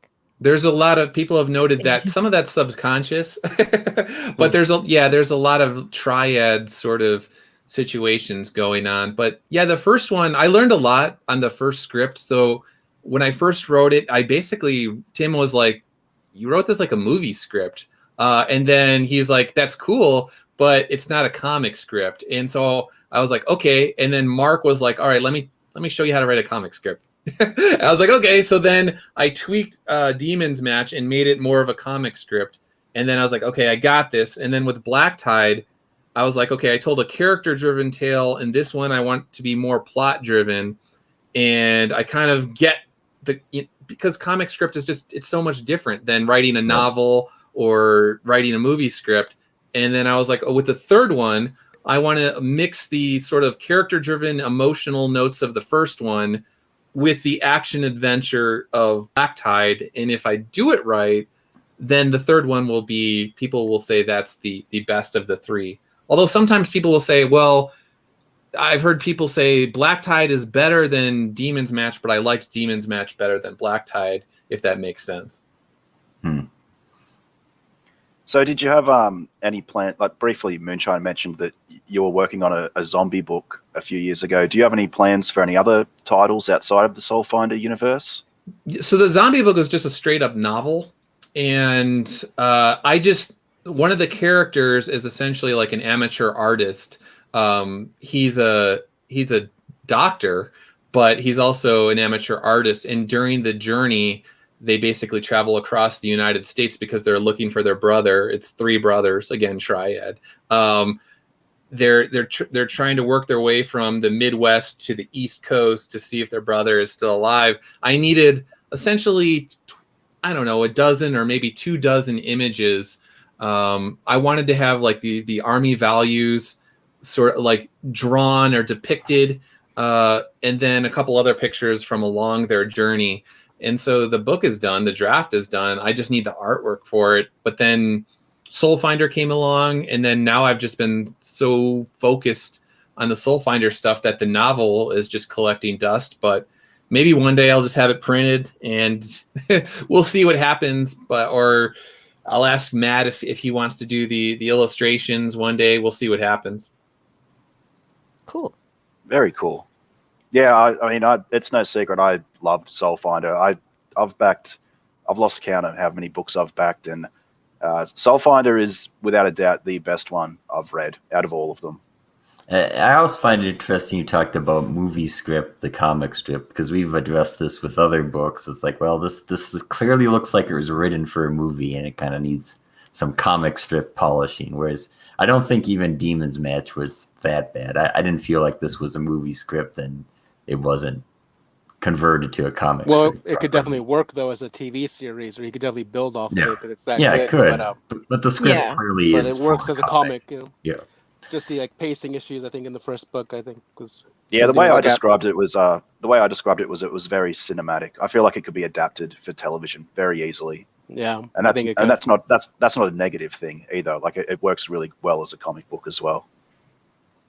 What about some more criticisms? Let me have it. Well, I'm here. I have more criticism. Yeah, Spirit, Scar, and Moonshine are our critics. Well, I actually agree with Moonshine. I think some of his points, but I think sometimes it felt like maybe a little bit lack of characterization. Like he just he had a basic sense of kind of what he was walking around doing. But I didn't feel like the main character in the first book anyway maybe had such a clear, strong, distinctive voice or point of view. Yeah, I'd say that's true, but I also think the point is because he's kind of like shaken because of the things that happen. So I mean, you kind of want that as well. But with Demon's Match, the idea was you had this guy, he's a priest and an exorcist, I guess, but then all of a sudden he's asked to become part of this super select group that goes against evil that most people can't fathom, and he doesn't even know if he really wants to do that. He kind of almost shies away from it. And then you have the demon Blackfire, who knows that if this man actually becomes a soul finder, then he'll save many souls along the way. And so, as I think you were mentioning earlier, they basically try and attack him from every single level. And they prey on his love for his father, the loss of his father, the loss of his comrades in war. And it's almost, again, it's kind of a fair criticism, but it's this kind of this tale of these demons, and the point that when demons attack you, they're going at your most vulnerable point. They're going to find that part in your armor that's weakest, and that's where they're going to attack. And so they attack the military past of Ritter, and then his father, and then obviously with his mother as well. It's like when you're an empty vessel, that's when demons can penetrate your psyche, right? One of the things that's difficult with a book like this is obvious. They're turning to prayer to get rid of these demons. So they're turning to God. So they don't have superpowers. So if the prayer is answered, the demon's going to be cast out.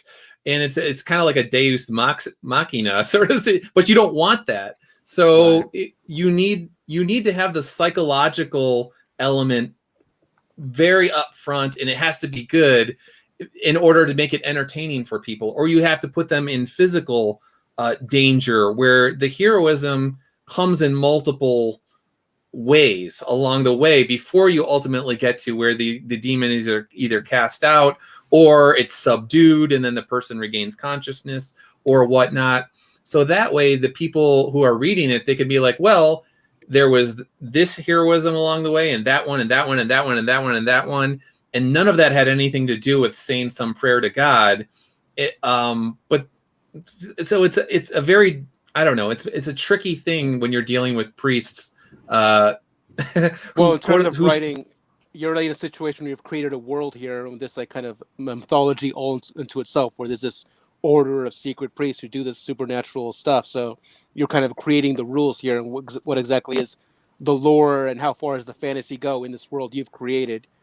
And once you have that clear, like, okay, what are the rules of this world, and you can make up your own kind of magic or prayer or incantations that'll be utilized for whatever circumstances. But obviously, once that's clear in your mind, then the reader will go along with it. So some of that, if you look, the exorcism prayers that I use in the book are actually they're real prayers that I use them for the laity. I don't use the ones that like the actual priest use, because this gets into like Catholicism and things like that. So if you look, people that look into it, they're like, oh, this is actually a real prayer. So on some level, I want it to be true to the faith, but at the same time, I want to build this world of my own at the same time. So yeah, you're a writer. You gotta make some stuff up in your own too to flesh it out. Well, I have a question. I had to really think. It's more of a question, not so much a criticism. But with the character of Charlotte, how did the demon actually penetrate her? I think it would have been good in the story to explain maybe how she went from being, a worker in the church to being possessed easily by a black fire. Here's the director's cut, or a very, very early. In the very first script, it wasn't even Charlotte. It was Father Ritter tried to save this woman who was just part of the occult, and he failed, and she died. And that was his very first failure. And then ultimately he was recruited into the SoulFinders. But he always had that first failure because he got in above his head. He was an exorcist, and he was doing all this stuff. And then suddenly he got into the cult of Blackfire, and it was too much for him, and he failed. And then due to some script issues and again the length and whatnot, at some point in time, Tim was like, maybe we should just make it could be Charlotte. And I was like, okay, well that works too, because it shows that even if you are a Catholic, you could be practicing, you could be going to mass every week, but you can still ultimately you are a sinner, and if you do the wrong things, you could open yourself up to demonic activity. And even if you actually, I don't want to get too much into all that sort of stuff. So I was like, okay, so that works. But yeah, it's one of those things where I talked to Tim about this, and I asked him about bonus material for a Demons Match hardcover, because people are asking me about doing that now. And he's like, I think you should go back and tell the epilogue of Charlotte and explore that a little bit more. And I was like, okay, that's actually a pretty good idea. So I might do that. So yeah, that's another one of those things where things changed along the process of getting it out there. And if I could have written a 72-page Demons Match story, I probably would have fleshed some of that out a little bit more, but it was really just some of the constraints at the time. And there's only so much you could do with, my full-time job, Tim's full-time job, and Brett's as well. And 56 pages was what we ultimately ended up going with. So, go ahead. There's a question in chat. Yeah, Hervoyer was wondering if you were planning an omnibus. So for the third volume, there will be my plan is to do a hardcover with the first 3 stories in one. And then we'll just have some more bonus stuff. And people seem to like the script talk as well. I don't know if people also like seeing Matt Weldon's inks. I like that because you could see how much the colorist adds to a book. And it's one of those things where you just compare. It's like, okay, Matt did a really cool page 20, but if I look at page 20 colored, I could see how much Brett, and actually Wes Hartman was another colorist who helped as well. But Brett did pretty much all the lighting stuff. If Wes did certain pages, Brett went over it, and he's very good with lighting. And also, even though he didn't put it in the chat, I know Hervoyer's going to want to know if you're ever going to do digital. Yes, I need to get with Tim on that. I know Tim's doing all sorts of stuff with digital, and I've just been like an old man, get off my lawn sort of thing, because I like the physical copies, and I like smelling the ink and turning the pages and just having something physical. But a lot of people like the digital, and I'll probably just get with Tim and say like, hey, can you help me out with this and figure out whatever you're doing seems to be working. And at some point in time, I'll just probably make everything available to people on digital as well. I think it's fine if you release the physical book first, and then after a little bit, then make it available digital. I'm with you on the physical book. I love physical books. I it's like actually holding funny. them in the It's funny you mention.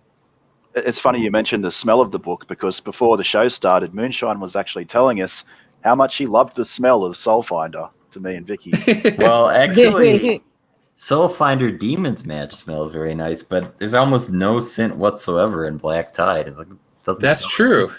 Well, when I got Demon's Match, so I got, I don't even know how many boxes. We'll just say like I had like 500 copies or something like that for myself.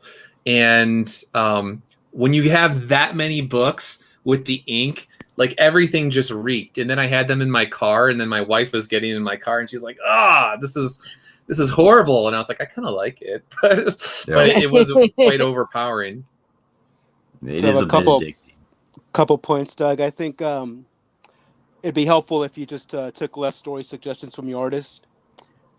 And there's an interesting thing in the French Revolution. I saw this video on YouTube. It was like Catholic priests in the early 80s talking about the French Revolution and the realities of what really happened there, not so much how it's taught like in mainstream history. And there was a lot of, churches were burned. They killed a lot of priests. That was going on there. And it'd be interesting, like if you were to explore that through a SoulFinder lens and look at, like, say, the French Revolution through that metaphysical, through that Christian lens with what you've created here with your characters of the SoulFinders, like that'd be an interesting thing to explore as one of those side stories, Yeah, no, I would definitely like to do the historical stuff. But like I said, with the artist, it's one of those things where if I can get them invested in the project, like I feel when they're doing their most inspired work, then cool things kind of happen. I know it's one of those, there's always going to be trade-offs. And at least for now, there's no way, I don't know. My personality and Matt's personality and Tim's is like, we're pretty like kind of like just chill dudes.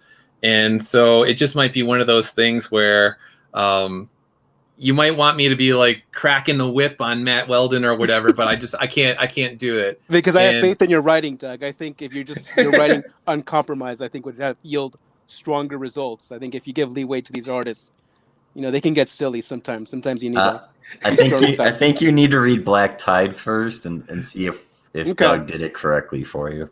Well, yeah, I haven't read it yet, so I am going to get that, Doug. Give me your feedback on Black Tide, the good, the bad, and the ugly. I'm okay with anything. Like I said, I've been in writing workshops where a guy was like, the only thing I liked was your punctuation, and so it's one of those things where like I'm cool with anything.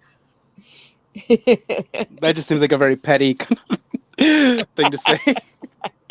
Oh yeah, I kind of wanted to punch that guy in the face, but you have to be able to take it and you just roll with it, and usually even if somebody's being like, even if they're just, I don't know, being petty or something, usually there's something of value in there that I could take from it and be like, yeah, okay, I think he was exaggerating a lot, but he did have a point. I'd like to criticize a scene actually in the Demons match, like a scene that just seemed strange, but like maybe not strange in the way you were intending, but when the two characters just pass out in a diner as weird stuff happens, and then like people aren't really reacting to it, or the waitress seems very nonchalant about it, like, but supposedly they were there for like 5 minutes.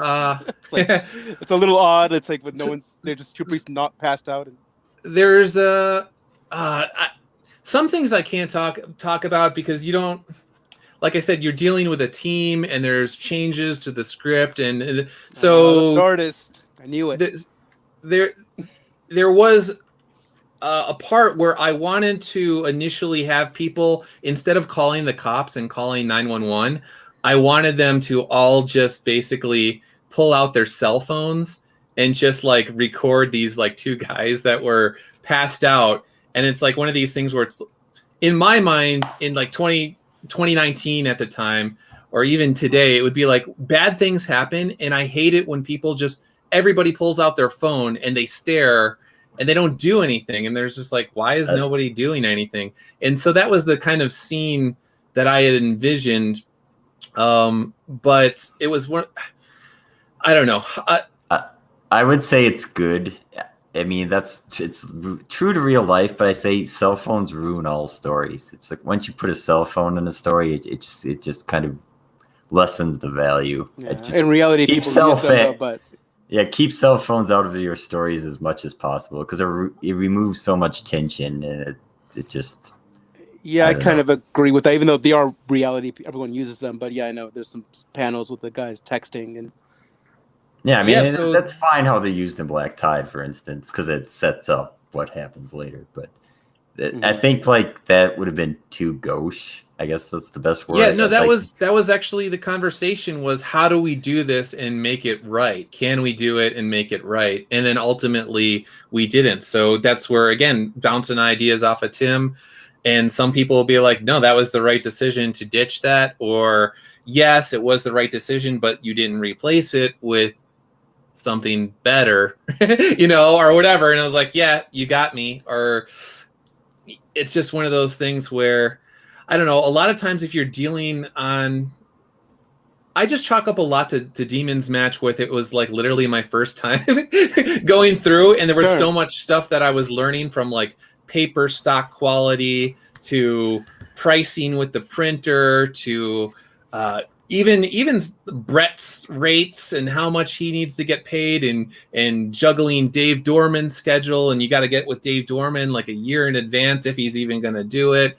And so it's just like, I respect anybody in indie comics that tries to put out a book. Maybe you fall on your face, but there's just so many things to juggle, and if you screw up one thing, you could totally screw up everything.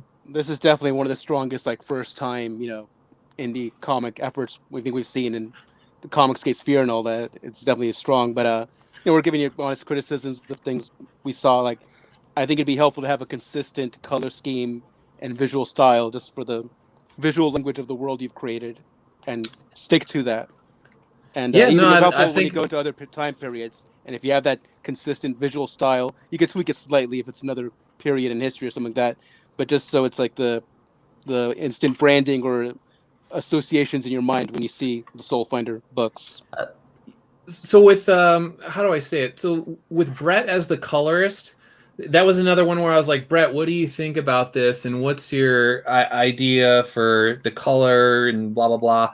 And then with Black Tide was the same thing. And he was like, I'm thinking of using the same sort of style as, Hunt for Red October sort of thing. So he goes to the movies, and there was very specific movies that he was thinking of, and the lenses that the cinematographers and the directors were keen on for that one. So it's like one of those things where I totally get having like a a uniform color palette or whatever you want to call it. But then it's like, okay, well, if my colorist is saying like, I'm seeing this through the lens of this movie, and I think this would be cool. Yep. Do I veto him or do I? Yes. know, That's what I'm it's a saying. little bit Crack the hard whip on those artists. because especially when you're talking underwater, that changes your whole color palette period too. So Right. Yeah, I think Brett nailed the underwater scenes. Those are amazing. Yeah, those pages look great that I just saw. I don't have the book, but they showed them here on stream, and they looked great. It's great. yeah, Spread. that double page spread is beautiful. Yeah, so when it comes to the script and the dialogue, for the most part, it's very tough to get me to change. I have changed certain lines here or there. But when it comes to when I'm dealing with my colorist, I try and give them as much creative leeway as possible. Same thing with the artist. And I don't know. Matt was pretty psyched on Black Tide, and from what I can see, he seems pretty psyched on the third book is going to be called SoulFinder Infinite Ascent. So he's rocking on that one right now. To answer Amit's question, you talk without verbalization. That's how you talk. Oh, look, and Twillis asked me if I'm looking for a black and white version. A black and white SoulFinder story, maybe not a full one, like one of the short stories you do, maybe might be cool to do in black and white. If you get the hardcover of Black Tide, currently you'll get the whole story again, right, black and white. So yep. Okay. Yeah, enough people asked me for that I was like, okay, you just want the black and white? I'll give you the black and white. So there you go. Are you going to be doing a soft cover? So the soft covers for Black Tide, for some reason there was a goof and they didn't put in the credits page. So I needed to have all of my soft covers redone. There's over 3,000 soft covers, and those will not be done until June. They won't be printed until June 28th because they're backed up. And then at that time, I'm doing 800 more hardcovers because at sometime soon, I think we're gonna sell out of the first run of hardcovers, like 1,000 hardcovers we did.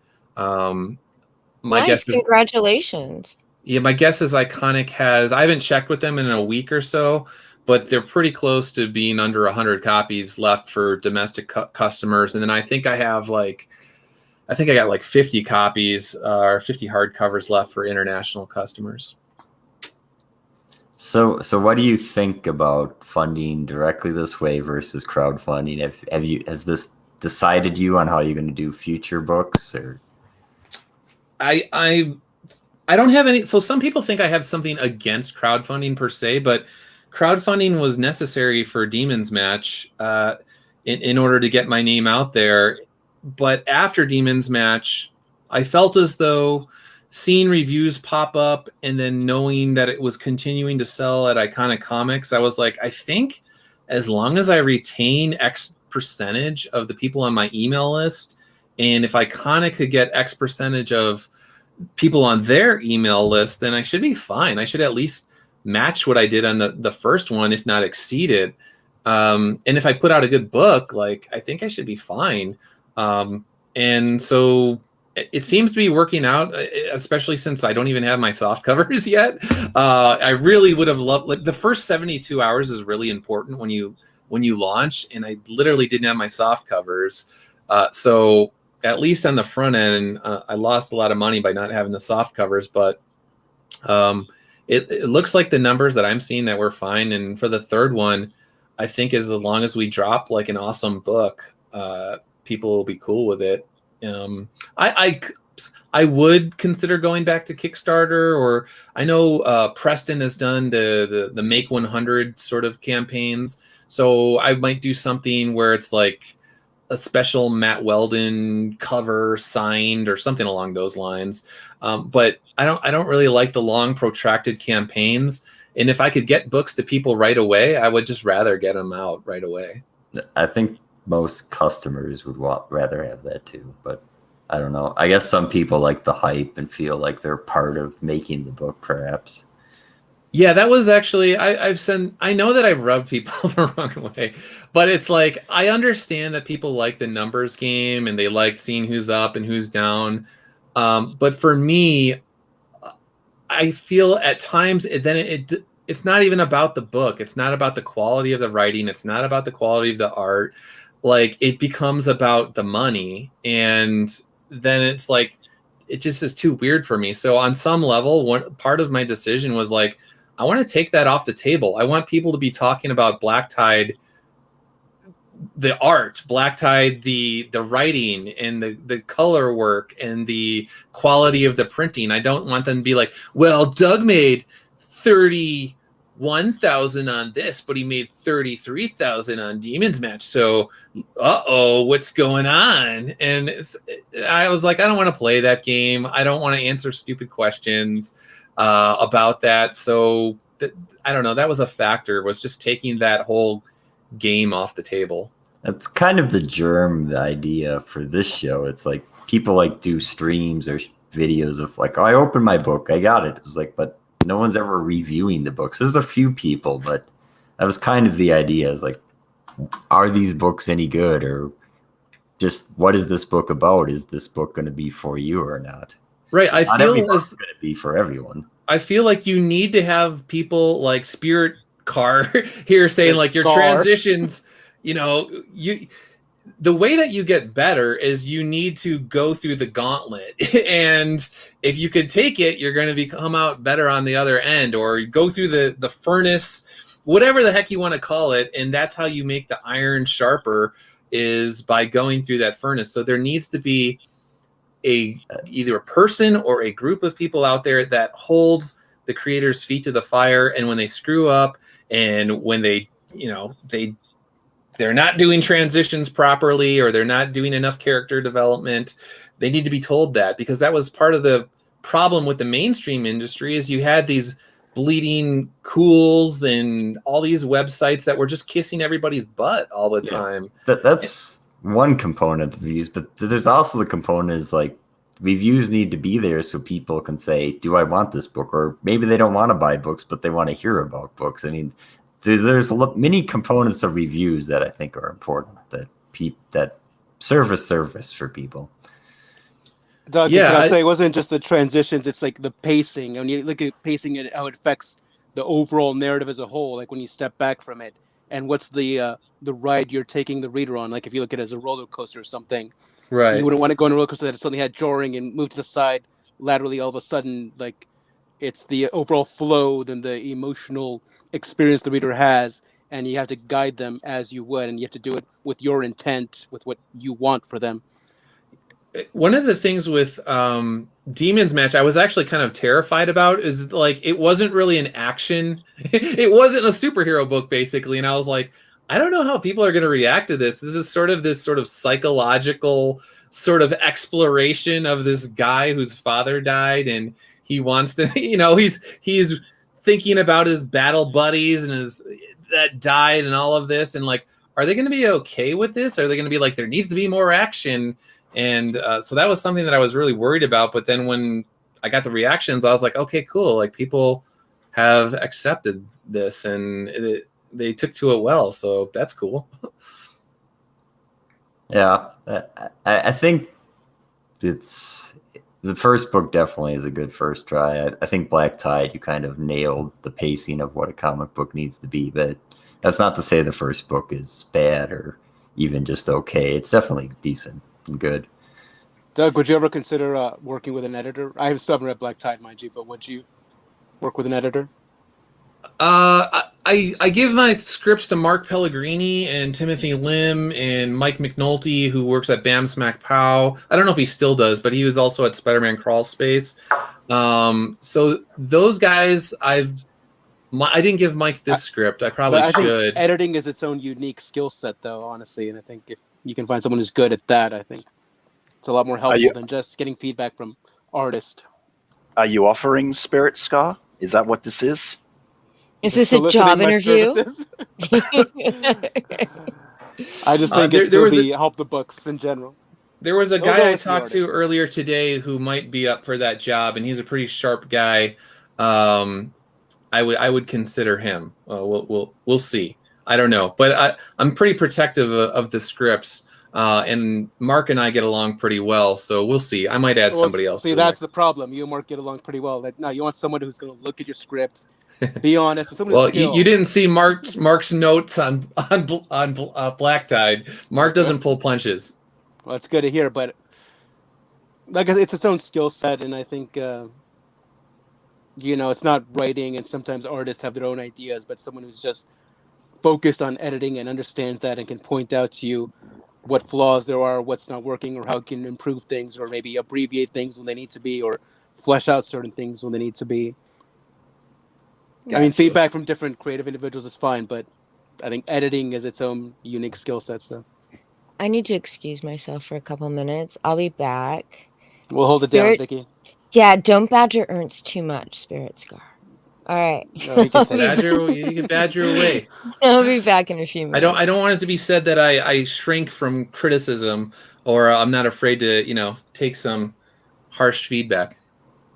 I think Spirit Scar's wrong, and he's just a bully, Doug. Yes, Java, I do. I'm an old lady, and I have to go pee. I'm also jonesing for a cigarette, so I'll be back in a few minutes. We'll try not to burn Well-Read's channel to the ground while you're gone, Vicky. So even though, this is you're going, it's a fantastical element. So, but even though you're using real life Christian things and all that, but still how much do you embrace, say, the fantasy elements of it, and what is strictly adhering to what's written down in Christian or Catholicism lore? So yeah, with that, I don't want to ever get an email from a priest or a deacon saying that I was not theologically sound. And one of the things that I liked about the feedback on both books is I literally heard from priests that said, "Oh, you must have done your research because this is theologically sound." And I've heard from priests that are familiar with exorcists and have lived with exorcists, and they were like, "Actually, you're pretty much spot on in terms. Obviously, it's a work of fiction, but what you're portraying is actually pretty spot on, especially when it comes to demon possession being something that takes place incrementally over the course of time." That was one thing with Demons Match that I wanted to do, was to show that this is something that would happen very small, lie by lie by lie by lie by little lie over the course of 5 years, 10 years, 2 decades. So there was a demon called the Limax. There's a little slug, and it's found in this World War II veteran's shoebox. The evidence of all of this, and so that was to indicate that this is something that literally took place over the course of many, many, many decades. Cool. Have you heard Taylor Marshall and his work? Oh, yes. No, yeah, Dr. Marshall, yes, I do know of him. I should reach out to him. I had some people say that I should send him both links. books, or whatever you want, but I just send him the books, honestly. Yeah, I've reached out to a few different, we'll just say YouTubers and Catholic YouTubers and Christian YouTubers. Father Goring, I think is his name. You know him? He's a priest on YouTube. He's also I need to get with him as well.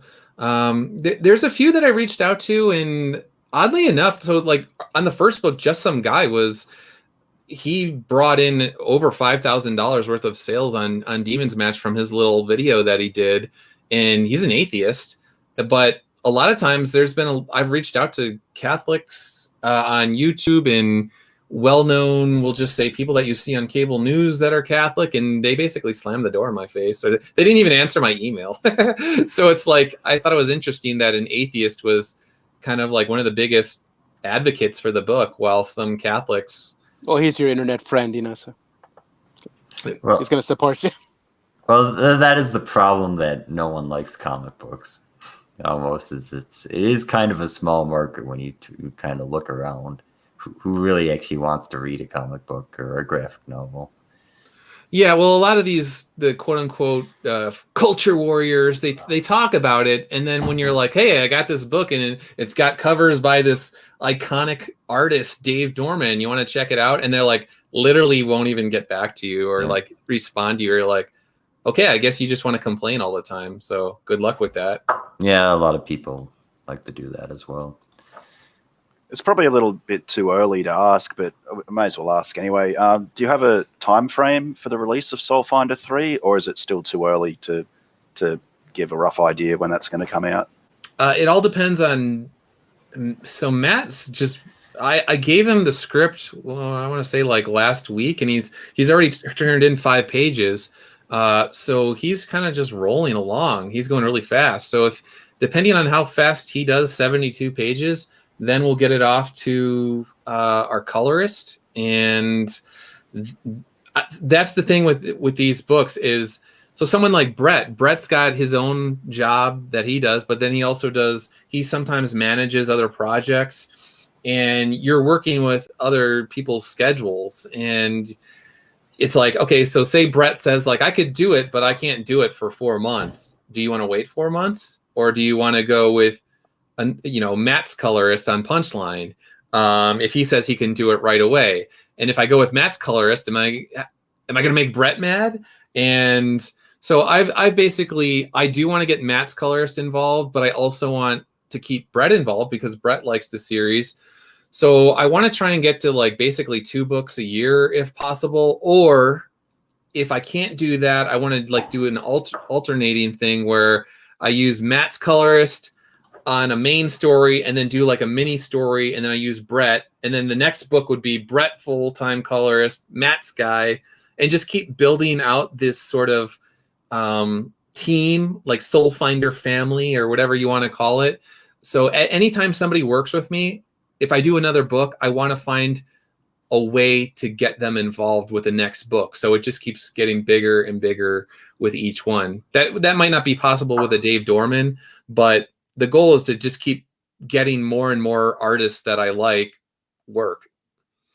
Well, if you get good artists who you feel comfortable can communicate what you're writing for this, what you have in your mind, you can put out, different artists doing different projects, different books, and get a couple out in a year. If you're cool with having more than one artist working on it, Right. There's a great book called Devil in the City of Angels. Have you heard of that? I read it. Yeah, it's a good book. Very good book. Yeah, when Chad doesn't know, it's a homicide detective in LA and talks about some of the weird, like kind of satanic kind of crimes he saw as working as a detective in Los Angeles. I read that to kind of possibly beef up Detective Chua in future stories. So I was like, okay, well, this is something that he would actually deal with. So this seems like a book that I should read. And even that author, you could reach out to him and send him a copy of your books, see what he has to say about them. Yeah, there's been a couple people that have tried to set us up. I can't remember if I sent him an email or not. I may have sent him an email. I'm not 100% sure on that. But yeah, no, I read that book. And so that's another instance where, okay, every time you read a book, people don't always see the research that goes into some of these things. And that takes a lot of time as well. So if you're reading a book like you just mentioned, say it takes you like 5 hours, I'm just making up numbers, to read the book. That's time out of your day that you're putting in. Get the audiobook. There you go. Ahmed Reina in the chat, he's a big Comicsgate supporter. He wants to know if you'll send him a review copy. Don't do it, Doug. It's a trick. He doesn't have a review channel. He comes in here trolling all of our guests wanting free copies. Don't do it.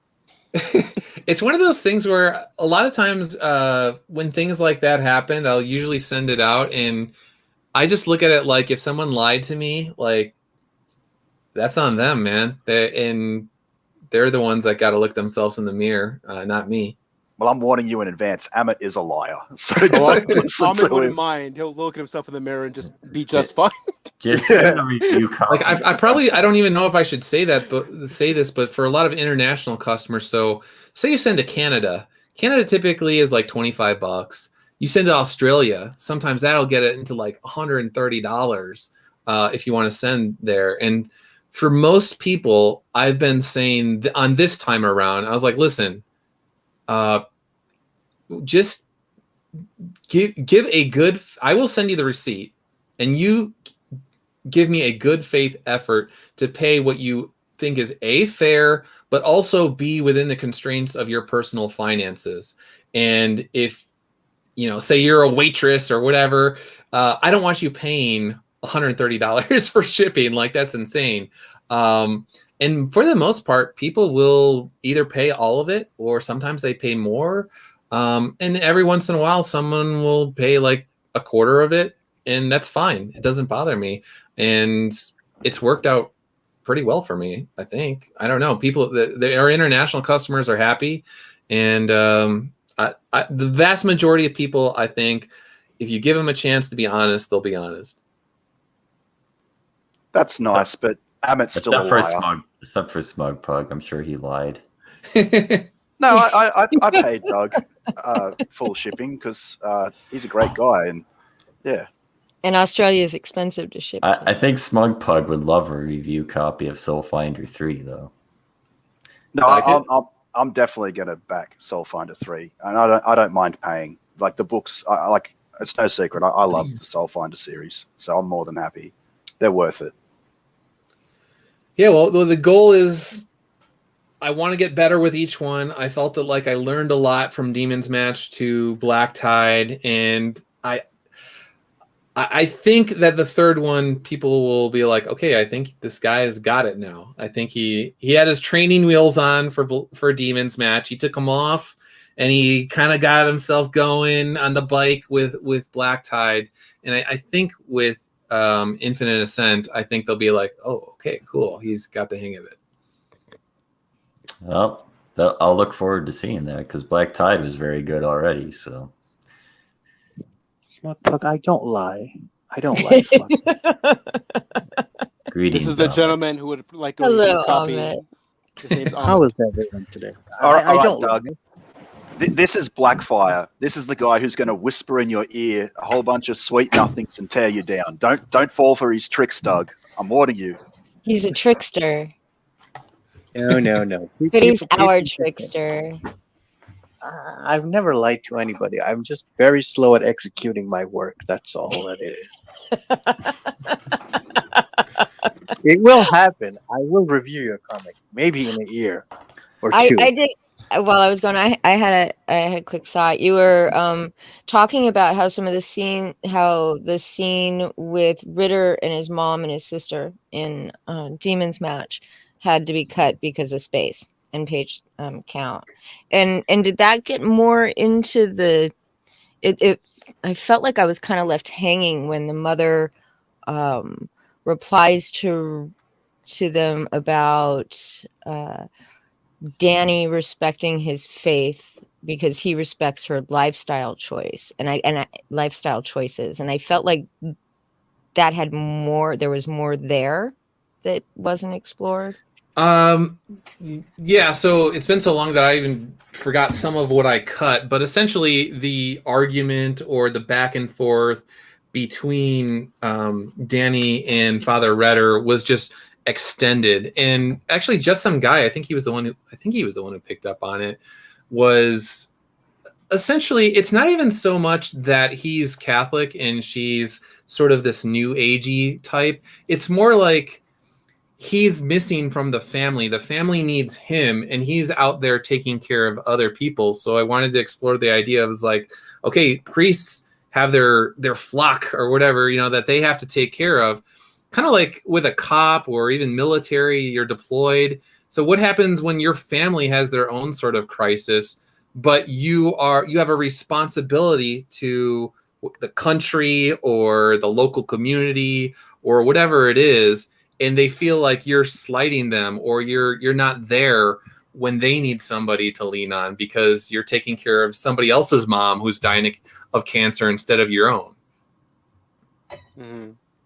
Okay. Cool. Yeah, that helps. I don't know if Twitless is trying to make a joke or not. It is Twitless, so it could be a really bad joke. That seems like a very stupid question. I in terms of Marvel books, I'm way behind on Marvel books. I think he means in Norse mythology, but it's not like there's a book called Loki. I think he actually means Locke, and it's a joke, and it's old and not very funny. Oh, Twitless. So what do you think? You'll collect the first 3 volumes into one edition eventually, Doug? Yeah, that'll be with the next book. I plan on just doing a hardcover with the first 3 stories in them. Cool. And we have some new. We have a couple tricks up our sleeve. I think there was some stuff that I asked API if I could do in terms of printing. I wasn't sure if they could do it, and they're like, "No, we could do that." So it's a little tricky. I had to work some stuff into the script without giving too much away. But I think people, when they come across it, they're going to be like, "Oh, I wasn't expecting that," and so maybe I could tell you off stream. Okay. I won't be able to keep it secret. No, just kidding. Hey, Doug, there's a really cool trilogy of books too from the author Graham Hancock called War God. And if you know that author Graham Hancock, he wrote Fingerprints of the Gods. Oh yeah, that's a much older book, isn't Well, it? yeah, that book. But he wrote a trilogy called War God. It's like historical fantasy of the Spanish conquest of the Aztec Empire, but it utilizes Aztec deities and mythology in a real way. Like there actually is a war god who's playing both sides, and there's a witch, and like so those entities and all the spiritual aspects, all of it come into play in a real way. So I think you might find that interesting. Oh, very cool. I think it's one of Spirit Scar's favorite hobbies is to recommend books and movies. Yeah, no, I got a lot with the Vietnam tale that I'm going to be telling down the line. There's already a handful of books that I got that I'll be reading, and so that's going to take up a lot of time. But I'm always happy to add more to the list and authors and to keep them handy. So I do appreciate that. I was just kind of giving him a hard time. Noted. The Vietnam thing, yeah, that's definitely reminds me of like Larry Hama, G.I. Joe. You could do some of that style of flashback Vietnam stories. Yeah, no, that's one where I want to have Brett R. Smith on that for sure. He loves any sort of military type stories and G.I. Joe type of things. And so he for sure I want to have on, what is it going to be, Volume 4? Yeah, so Volume 4. All right. Well, yeah, I think unless there's any last sort of criticisms that I need to hear or consider, then I'll let you guys go, or I don't know. Yeah, it is getting a little late. We've been at this for a while. Thank you so much for hopping in. Yeah, no, nice treat. Thanks for reviewing the book and giving constructive criticism. That's always a good thing, so I appreciate that. The one thing I have noticed about Moonshine and Smug is they don't do trolley reviews. Not really. We'll joke about the books after we reviewed them, but the reviews are pretty straight. Oh, I was laughing. I did hear the part where you talked about some of the characters having like feminine features. Yeah, I was like, yeah, Matt does de-age some of the characters a little bit like that. I kind of like those artists. I kind of like Tim Lim's faces better. That's where I give the edge to Tim. I like Matt's Chua. I think he did a pretty cool job with Chua. And then obviously, but you'll see once the third one comes out. I was talking to Tim about this the other day. It's kind of like the characters evolve over time, and then eventually they almost like take their shape. Like I don't know if you the original Peanuts gang or whatever. If you look at Charlie Brown when he was first drawn, and then like 10 years later, he eventually became like the Charlie Brown that you just know. Yeah. And I think some of that is happening a little bit with SoulFinder. I kind of like that with Father Crane. I think Matt definitely kind of tried to keep the Tim Lim's facial structures the most. I think that's the one that closely matched kind of artist to artist, which I think is good because I think Tim Lim did a great job with him. Yeah, well, when I think of Father Ritter, typically Tim's Father Ritter pops in my mind, but now Matt's doing his own thing, and it's still basically the same, but it's Matt's. So I don't know. It's an interesting evolution, I guess, and the debates around the characters is cool, and I like it. So I like to hear what everybody thinks, and that will be incorporated into future stories for sure. Well, this will never be in the interior, but the best Father Ritter is clearly Dorman. Oh, Yeah, what you yeah, have no, in your Dave. avatar right Yeah. there. That cover Wow. from Demon's Match. is Yeah, he looks hot. like a young Don Johnson to me a little bit. Oh yeah, a little bit. They give him some of that stubble just so he doesn't look so young. You know, maybe that's. Oh God, now I'm gonna see that every time I see the picture. I'm gonna think, oh, Don Johnson. Damn you, He Doug. kind of looks like MacGyver too, I guess. You know. I'm good with either one of those. So Oh gosh, my it's getting late and my brain just totally farted on his last name. Richard Dean Anderson. right. Yeah. Yep. Yeah. But thank you again. And thank you, Spirit Scar, for joining us. And Smug and Moonshine. As always, you did a fabulous job. And now I'm gonna go change the password to Wellred's channel so that he can't get back in. He's And gonna it's feel bad. He missed out on a Good call. author talking about the book. Yes, the music streams will be mine now. I think it's a No- good call. Hijack his audience. I think the chat enjoys your voice more than Well-Red's, to be honest, Vicky. Well, they And can so do always I. I know I did. hear me on Sundays. That's what Sundays are for. I enjoy But your yeah, personality more than Well-Red's, Vicky. thanks. Thanks for jumping on too, Doug. We have sometimes when we do these reviews, we always offer like the creator a chance to come on and clarify and talk with us about the books afterwards. So yeah, thanks for joining and Yeah, clarifying no, I and like answering it, and I questions. like the Yeah. sharp. You throw sharp elbows at me. It makes me better. So I appreciate it. Well, we actually like we have a bit of fun on here, but we try and take the reviews seriously. I mean, we've reviewed a lot of, I guess you'd say, controversial sort of figures in the indie crowdfunding scene, like Liam Gray and War Campaign's Vestige and Preston's White Lily. But we always separate the art from the artist and just focus on the book itself without any of the drama that goes Right. along with it. Yeah. So we try and we try to be fair here. So good night to the chat. Thank you all for stopping by. And I guess if I give him the new password, Red will be back next week.